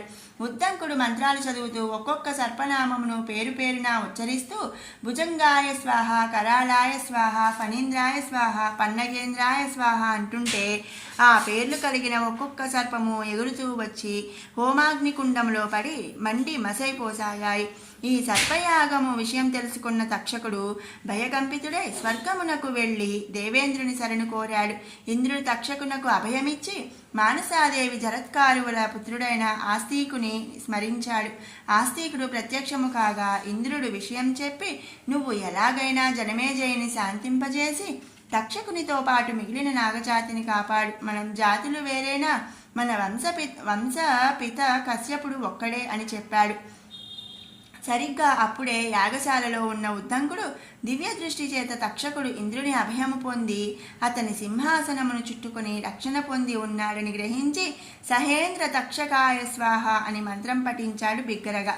ఆ మంత్ర ప్రభావం చేత తక్షకుడు సింహాసనాధీశుడైన ఇంద్రునితో సహా హోమాగ్నికి ఆహుతి కావడానికి వేగంగా భూమికి జారిపోసాగాడు.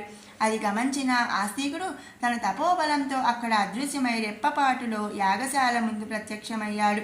ఆస్తికుని తపోమహిమను గమనించిన జనమేజయుడు అతనిని సగౌరవంగా ఆహ్వానించి ఆర్ఘ్యపాద్యాదులతో సత్కరించి, మహాభాగా, యాగ సమయంలో వచ్చిన బ్రహ్మజ్ఞానులు మీరు. మీ వంటి తపోధనులను సత్కరించడం నా విధి. ఏమి కావాలో కోరుకోండి అన్నాడు. తక్షణం సర్పయాగము ఆపు చేయించు అన్నాడు ఆస్తికుడు. అతడు ఆ మాట అనగానే యాగమంత్రాలు ఆగిపోయాయి. తత్ఫలితంగా ఇంద్రునితో సహా హోమాగ్నిలో పడడానికి వస్తున్న తక్షకుడు అంతరిక్షంలోనే మధ్యలో ఆగిపోయాడు.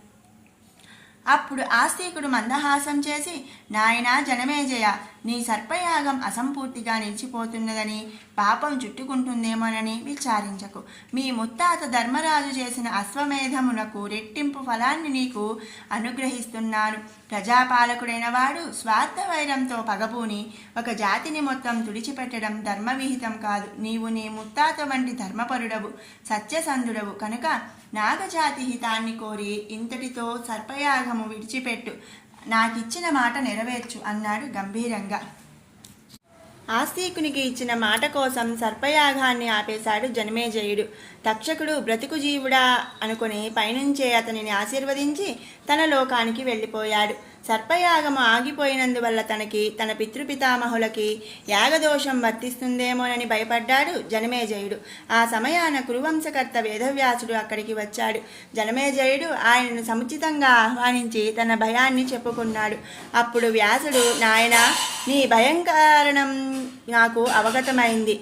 నీ తండ్రి పరీక్షిత్తుడు క్షత్రియోచితమైన వీరమరణానికి బదులు పాము కాటు చేత మరణించాడు. అందుచేత అతనికి సద్గతులు లభించవేమోనని నీవు ఆందోళన చెందుతున్నావు. నీ భయాందోళనలు ఉపశమింపజేయగలది మోక్షప్రధానమైనది అయిన దేవీ భాగవతమును పురాణ శ్రవణం చేయి. ఆ పురాణమును నేను వినిపిస్తాను. దాని చేత నీ మనస్సు శాంతి చెందుతుంది. అప్పుడు నీ తండ్రికి సద్గతులు కలగాలని సంకల్పించి దేవీ యజ్ఞము చేయి. ఆ యజ్ఞ ఫలం చేత నీ తండ్రికి ఉత్తమ లోక ప్రాప్తి లభిస్తుంది అని ఉపదేశించాడు. మహాభాగా, లోకమున త్రిమూర్తులతో కలిపి 33 కోట్ల మంది దేవతలుండగా ఆ దేవీ యజ్ఞమునే ఎందుకు చేయాలి అని అడిగాడు జనమేజయుడు తెలుసుకోవాలన్న ఉత్సుకతతో. వ్యాసుడు అతని కుతూహలమునకు సంతసించి, చక్కని ప్రశ్న అడిగావు నాయన. దేవీ మహత్యమును దేవీ యజ్ఞ ప్రాశస్త్యమును చెబుతాను, శ్రద్ధగా విను అని దేవీ యజ్ఞ ప్రాశస్త్యము. జీవునకు ప్రాణశక్తి, జీర్ణశక్తి, అన్నశక్తి, భుజబలశక్తి, జ్ఞానశక్తి, ఆరోగ్యశక్తి, ఆయుశక్తి, ధైర్యశక్తి, ఆత్మశక్తి, యుక్తాయుక్త విచారణ శక్తి, తపశ్శక్తి, చతుషష్ఠి కళాశక్తి, వాయుశక్తి, ఉచ్ఛ్వాస నిశ్వాస శక్తి, ఇంద్రియ నిగ్రహానుగ్రహ శక్తి, మనోశక్తి, సంకల్పశక్తి, వాక్శక్తి, విద్యా విజ్ఞాన శక్తి, దైవశక్తి, ఇలా అన్నింటికీ శక్తి చలనము సహకారమై ఉన్నది. అట్టి శక్తి లేనిదే వీటిలో ప్రతిదీ చైతన్యరహితము, నిరుపయోగము, శూన్యము అవుతుంది. ఈ శక్తులన్నింటికీ మూలమే ఆ దేవీ శక్తి. అగ్నికి తేజములాగా, వాయువుకి పవనములాగా, నీటికి ప్రవాహములాగా, సూర్యునికి ప్రభాసములాగా, చంద్రునికి చల్లదనములాగా, జీవుని అందున్న ఆత్మని ప్రాణశక్తి రూపమున ఛాయలా అంటిపెట్టుకొని ఉన్నదా శక్తి. దహనము లేని అగ్ని, పవనము లేని వాయువు, చల్లదనము లేని చంద్రుడు నిరుపయోగమైనట్లే అనేక రూపాల్లో అంటిపెట్టుకొని ఉన్న శక్తి లేనిచో జీవుడు చలనరహితుడు, నిరర్ధకుడు అయిపోతాడు. పురుషుని నుంచి శక్తిని వేరు చేయడము అసాధ్యము. అసలు సృష్టికి కారకమైన ఈ ప్రకృతి శక్తి స్వరూపము. క్షేత్రము లేని బీజము, మాతృగర్భము లేకుండా జీవుడు జన్మించరు. తండ్రి లేని బిడ్డలు ఉండవచ్చు గాని తల్లి లేని బిడ్డలు ఈ లోకమున పుట్టరుగాక పుట్టరు. మాతృదేవోభవ అని తల్లికి ప్రథమ స్థానము ఇచ్చినది అందుకే. అసలు ఈ సృష్టి అనేది పుట్టకముందు దీనిని గర్భమున ధరించి భరించి సృష్టించినట్టి శక్తి ఏదో ఒకటి ఉండాలి కదా. ఆవిడే ఆదిశక్తి. ఆమె పరాదేవతగా అవతరించి సృష్టి చేయ సంకల్పించినందున ఆమె పరాశక్తి అయింది. యుగాంతమున ఈ సృష్టి అంతరించినప్పుడు పునః సృష్టి చేయుటకు శక్తి అవసరం ఉన్నది కదా. కనుక ఆ పరాశక్తికి నాశము అన్నది లేదు. సృష్టికి ముందు, సృష్టి అనంతరము, సృష్టి లయమైనప్పుడు కూడా ఆ ఆదిశక్తి మాత్రమే నాశము లేక ఉంటుంది. తన మాయాశక్తి ప్రభావం చేత సృష్టి స్థితి లయములను నిరంతరం సాగిస్తూ త్రిమూర్తులను సైతం తానే సృష్టించి నిమిత్త మాత్రులను చేసి తాను అంతర్గత శక్తి రూపమున వారిని ఆశ్రయించుకొని వసిస్తూ సర్వకార్యములను చక్కబెడుతూ ఉంటుంది. అట్టి శక్తికి మూలమైన దేవి లోకహితము కోరి సహస్రనామాలతో సహస్ర రూపాలతో సాకారంగా అవతరిస్తుంది. ఆ దేవి పుణ్యగాథయే దేవీ భాగవతము. ఆ పురాణము సర్వ పాపోహరము. దానిని పఠించిన వారు, విన్నవారు ఆ దేవి అనుగ్రహమును పొంది సర్వసుఖములు బడిసి జీవితాంతమున దేవీ సాయుధ్యమును పొందగలరు. కలియుగము ప్రారంభమైనది. ఈ కలియుగ ధర్మమును అనుసరించి ఈ యుగమున ధర్మము ఒంటికాలిపై సంచరించును. మానవులు స్వార్థ, మోహ, లోభ, క్రోధ, ఆవేశపరులై స్వధర్మమును విస్మరించి అనేక పాపకృత్యములు చేయుచుంటారు. వావి వరసలు మరిచి సుఖభోగాలాలుసులవుతారు. ఆకలి, అనారోగ్యము, దుష్టపీడ, చోరజారత్వములు చెలరేగుతాయి. సకాల వర్షములు కురవక, పంటలు పండక ఘోర కలి తాండవిస్తుంది. నీతిదూరులు, అసత్యవాదులు అధికారములను చేపట్టి సత్యధర్మవర్తనులను, సాధుజనులను అణచివేస్తారు. ఇవన్నీ కలి లక్షణ స్వభావములు. ఇట్టి ఉత్పాతముల నుండి మానవులు తమని తాము రక్షించుకొనుటకు సర్వజగద్రక్షిణి అయిన ఆ జగదీశ్వరిని పూజించి ప్రార్థించాలి. ఆ తల్లికి హితకరమైన సత్కర్మలను ఆచరించాలి. అట్టి సత్కర్మలలో మిక్కిలి శ్రేష్టమైనది దేవీ యజ్ఞము. దీనిని ఆచరించిన వారు ఇహ సౌఖ్యములను అనుభవించి పరలోక పుణ్యమును పొందగలరు.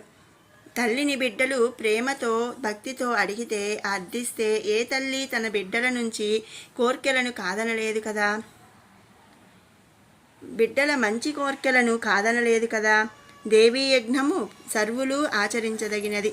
ఒక్కరుగా దీనిని జరుపుటకు తగిన ఆర్థిక స్తోమత లేకున్నచో 10 మంది కలిసి ఒక కూటమిగా ఏర్పడి సహకార భావంతో దేవీ యజ్ఞమును చేసి ఘోరకలి నుంచి విముక్తి పొంది సుఖశాంతులు పొందవచ్చును. దేవీ యజ్ఞమును ఆచరించుటకు అవకాశము లేని వారు నిరాశ చెందక ఆ దేవీతత్వ మహత్వమును నిరూపించినట్టి దేవీ భాగవతమును పఠించి లేదా పురాణ శ్రవణము ద్వారా ఆలకించి తత్ఫలితమును పొందవచ్చును. దేవి అనగా సర్వజగత్తుకు మాతృమూర్తి, జగత్తు యావత్తు ఆ తల్లి ప్రతిబింబము. ఇదే దేవీతత్వ రహస్యము. వ్యాసుడు ఈ విధముగా జనమేజయునికి దేవీతత్వమును ఉపదేశించి, నాయన, దేవతలందరికీ మూల విరాటు అయిన ఆ దేవిని ఆరాధించడం కన్నా అత్యుత్తమమైన కార్యకర్మ వేరొకటి లేదు. అందుచేత నీవు ఆ దేవిని ఆశ్రయించి ఆమె అనుగ్రహమును పొంది సుఖశాంతులతో వర్ధిల్లు అని పలికాడు. ఆ తదనంతరం వ్యాస భగవానుడు జనమేజయునికి దేవీ భాగవత పురాణ శ్రవణము చేసి అతని చేత దేవీ యజ్ఞమును జరిపించాడు. ఆ యజ్ఞము పూర్తి అయిన మరుక్షణమే ఒక అద్భుతం జరిగింది. అదో లోకాల వైపు నుంచి బయలుదేరి స్వర్గలోకం వైపు వేగంగా ప్రయాణిస్తున్న ఒక స్వర్ణరథం అద్భుతమైన కాంతులీనుతూ యాగశాల మీదుగా ప్రయాణిస్తూ ఆకాశంలో ఒక్కసారి ఆగింది. ఆ యాగశాలలోని వారందరూ ఆశ్చర్యంతో తలలు పైకెత్తి ఆ బంగారు రథం వైపు చూశారు. ఆ రథంలో ఒక దివ్య పురుషుడు ఆసీనుడై ఉన్నాడు. దేవకాంతలు వింజామరలు వీస్తూ ఆ దివ్య పురుషుడిని కీర్తిస్తున్నారు. జయ హో భారతవంశ పురుషోత్తమ పరీక్షన్ మహారాజా, జయ జయ జయ హో భరతవంశోద్భవస్య జనమేజయ పృథ్వీపతస్య పితామహ పరీక్షిత, జయ జయ జయ హో మణిద్వీపవాసిని మాతా భువనేశ్వరి పాదాసేవా భాగ్య విధాత పరీక్షిత, జయ హో జయ జయ హో. దేవకాంతులు ఆలపిస్తున్న ఆ కీర్తి గీతాలు వింటూనే 50 మంది ఆ స్వర్ణరథంలో ఉన్న పరీక్షితుడిని గుర్తించారు. ఆయన దుర్గతుల నుంచి విముక్తుడై దివ్య రూపం పొంది మణిద్వీపంలో దేవి సన్నిధిని నివాస భాగ్యం పొంది ఆ దివ్య విమానంలో మణిద్వీపానికి తరలి వెళుతున్నాడు. ఇదంతా దేవీ యజ్ఞం ఆచరించిన పుణ్యఫలం. దేవీ భాగవతం పురాణ పారాయణం వల్ల లభించిన తక్షణ ఫలం, అద్భుత ఫలం. దేవీ యజ్ఞ ప్రాశస్త్యం గురించి వివరించడానికి దేవీ భాగవతం పఠన పారాయణ శ్రవణ ఫలం ఏపాటిదో చెప్పడానికి ఇంతకన్నా తార్కాణం ఇంకేం కావాలి? జనమేజయుడి మనస్సు ఆర్ద్రతతో నిండిపోయింది. తండ్రి గారిని దర్శిస్తున్న అతడి నేత్రాలు జలజల ఆనందాశ్రువులని వర్షిస్తున్నాయి. అతడు భక్తితో అంజలి ఘటించి తండ్రికి నమస్కరించాడు. జయహో మణిద్వీప నాయకి శ్రీ పరమేశ్వరి పాద సన్నిధి భాగ్య దివ్యరూప పరీక్షన్ మహారాజా, జయహో జయహో. పౌరులందరూ ముక్తకంఠంతో జయ జయధ్వానాలు చేస్తుంటే దేవతాదేహం ధరించిన పరీక్షితుడు ఆనందాశ్రువులు రాలుస్తూ చేతులెత్తి తన కుమారుడిని తన ప్రజలని ఆశీర్వదిస్తూ స్వర్గలోకం వైపు సాగిపోయాడు. పితృపితామహాత్పితామహ భగవాన్ వేదవ్యాస, నీ దయాలబ్ధ విశేషం చేత నా తండ్రి పరీక్షితుడు ప్రారబ్ధ కర్మానుభవం నుండి విముక్తుడై దేవీ సాన్నిధ్యాన్ని ఫలంగా పొంది పుణ్యలోకాలకి తరలిపోయాడు. నీ అపూర్వ జ్ఞానయజ్ఞ ప్రాభవం చేత నేను, నా తండ్రి, తాత ముత్తాతలు తరించాము.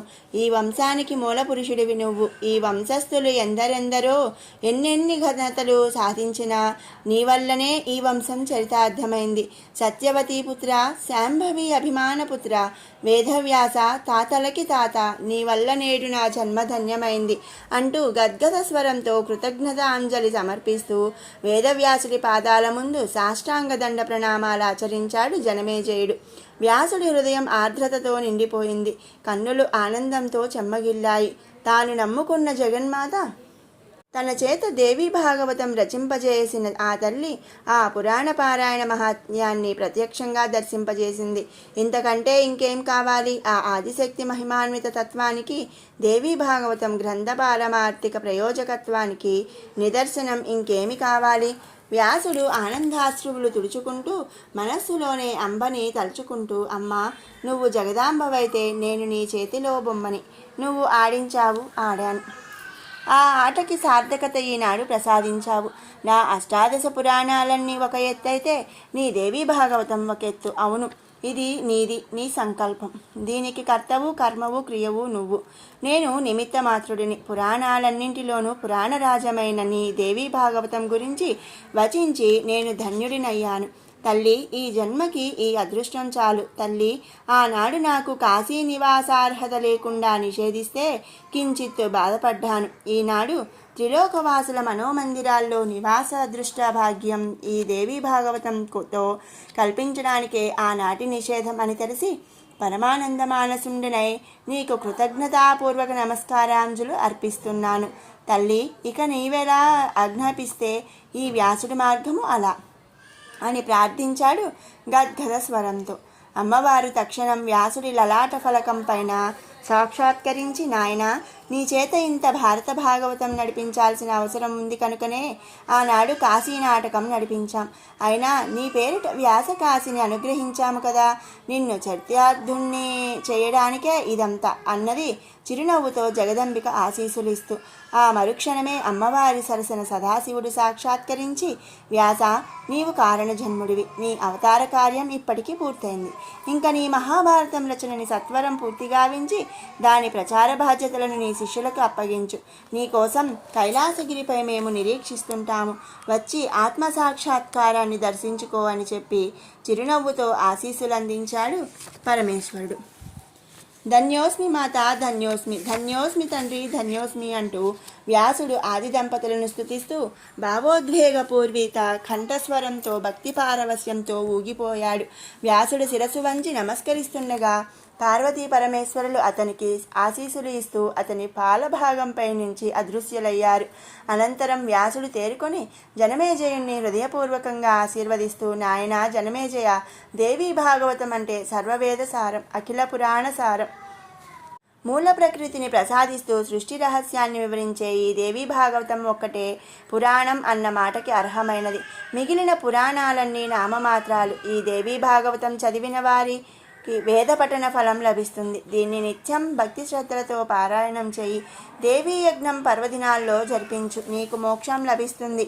నీ ప్రజల్లో ప్రచారం చేయించు, వారు ఈ పురాణ పారాయణం చేసి తరిస్తారు. నీకు జయం, నీ రాజ్యానికి శుభం అని పలికి నిష్క్రమించాడు.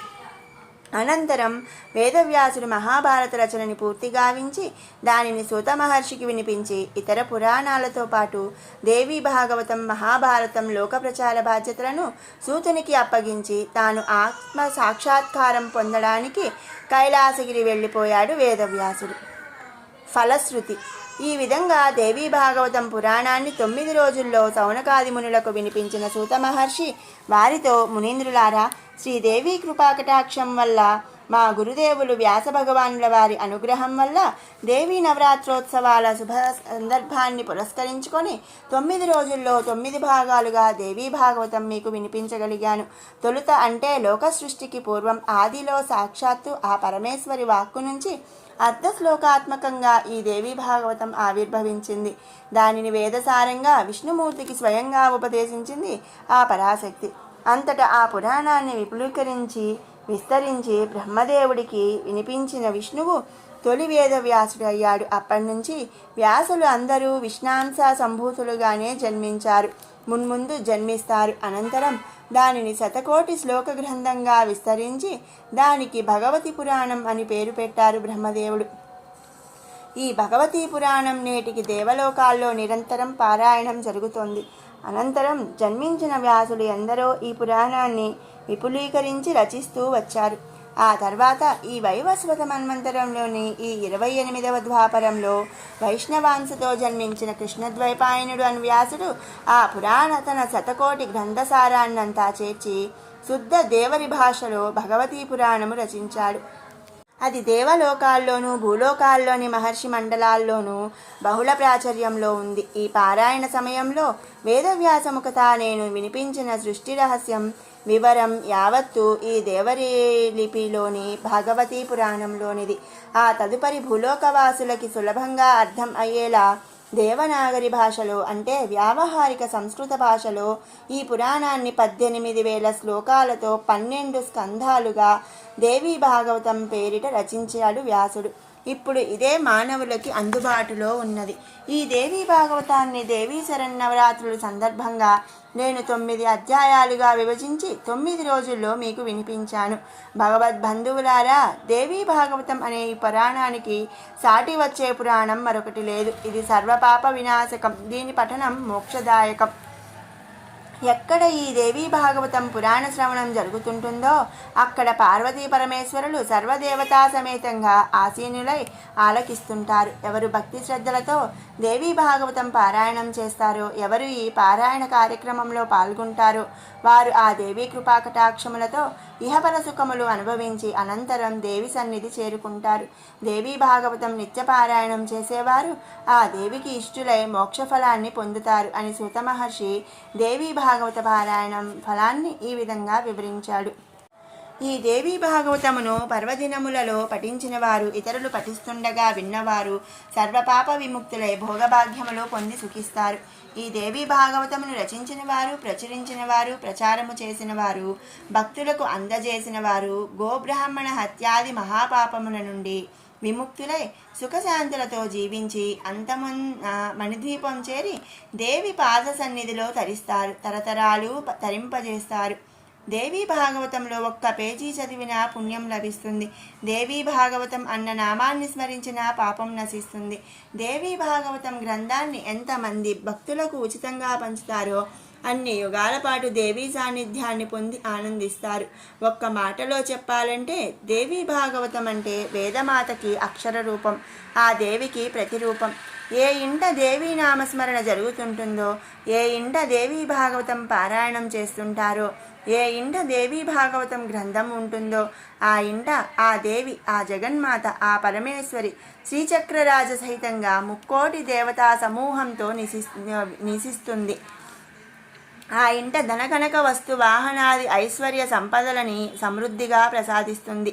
దేవీ భాగవతం ఉన్నవారి వంశం పుత్ర పౌత్రాధికంగా వృద్ధి చెందుతుంది. దేవీ భాగవతం ఆడవారికి అఖండ సౌభాగ్యం, మగవారికి మహాభాగ్యం అనుగ్రహిస్తుంది. దేవీ భాగవతం సమస్త జనులకు సర్వాభీష్టములను అనుగ్రహిస్తుంది. ఇది తథ్యం ముమ్మాటికి తథ్యం. ఈ విధంగా దేవీ భాగవతం పారాయణ ఫలితాన్ని వివరించిన సూత మహర్షి సౌనకాదులతో మునిపుంగవులారా, పూర్వపుణ్యకర్మ ఫలం వల్ల మీరు 9 రోజుల పారాయణ ఫలం పొందగలిగారు. నేడు మహర్నవమి, రేపు విజయదశమి, దేవీ విజయాలు సాధించిన శుభదినం కనుక రేపు ఆ దేవిని షోడశ విధి విధానయుక్తంగా పూజించి పూర్ణాహుతిని సమర్పించి దేవీ అనుగ్రహ పాత్రులై మోక్షకాములై తరించండి. నాయనలారా, ఆ దేవీ సంకల్పానుసారం మా గురుదేవులు వ్యాస భగవానుల వారి అనుగ్రహ ఆజ్ఞానుసారం దేవీ భాగవతం అనేది పురాణాన్ని మీకు వినిపించి నేను ధన్యుడినయ్యాను. ఈ పురాణ ప్రవచనం చేసినందుకు, నన్ను భక్తి శ్రద్ధలతో నియమనిష్టలతో ఆలంఘించినందుకు మిమ్మల్ని ఆ దేవి తన కరుణ కటాక్ష వీక్షణములతో అనుగ్రహిస్తుంది. ఈ దేవీ భాగవత పారాయణ ఫలం చేత లోకమునందు శాంతి స్థాపన జరుగుతుంది, ధర్మం ప్రతిష్ఠితమవుతుంది, లోకం సుభిక్షితమవుతుంది. ఏతత్ఫల సాధనార్థం ఆ దేవిని స్మరించి నమస్కరించి ప్రార్థించటమే మన కర్తవ్యం. మాణిక్య వీణాముఫలాలయంతీం మదారసాం మంజులవాగ్విలాసాం మహేంద్ర నీరజ్యతి కోమలాంగీం మాతంగ కన్యాం మనసా స్మరామి. చతుర్భుజే చంద్రకళావతంసే కుచోన్నతే కుంకుమరాగశోణే పుండ్రేక్షుపాశాంకుశ పుష్పబాణహస్తే నమస్తే నమస్తే నమస్తే జగదేకమాతః. ఓం లోకా సమస్తా సుఖినో భవంతు, లోకా సమస్తా సుఖినో భవంతు, లోకా సమస్తా సుఖినో భవంతు. ఓం శాంతి శాంతి శాంతి. సమస్త సన్మంగళాని భవంతు, సర్వే జనా సుఖినో భవంతు. దేవీ భాగవతం సంపూర్ణం. ఓం శ్రీమాత్రే నమః.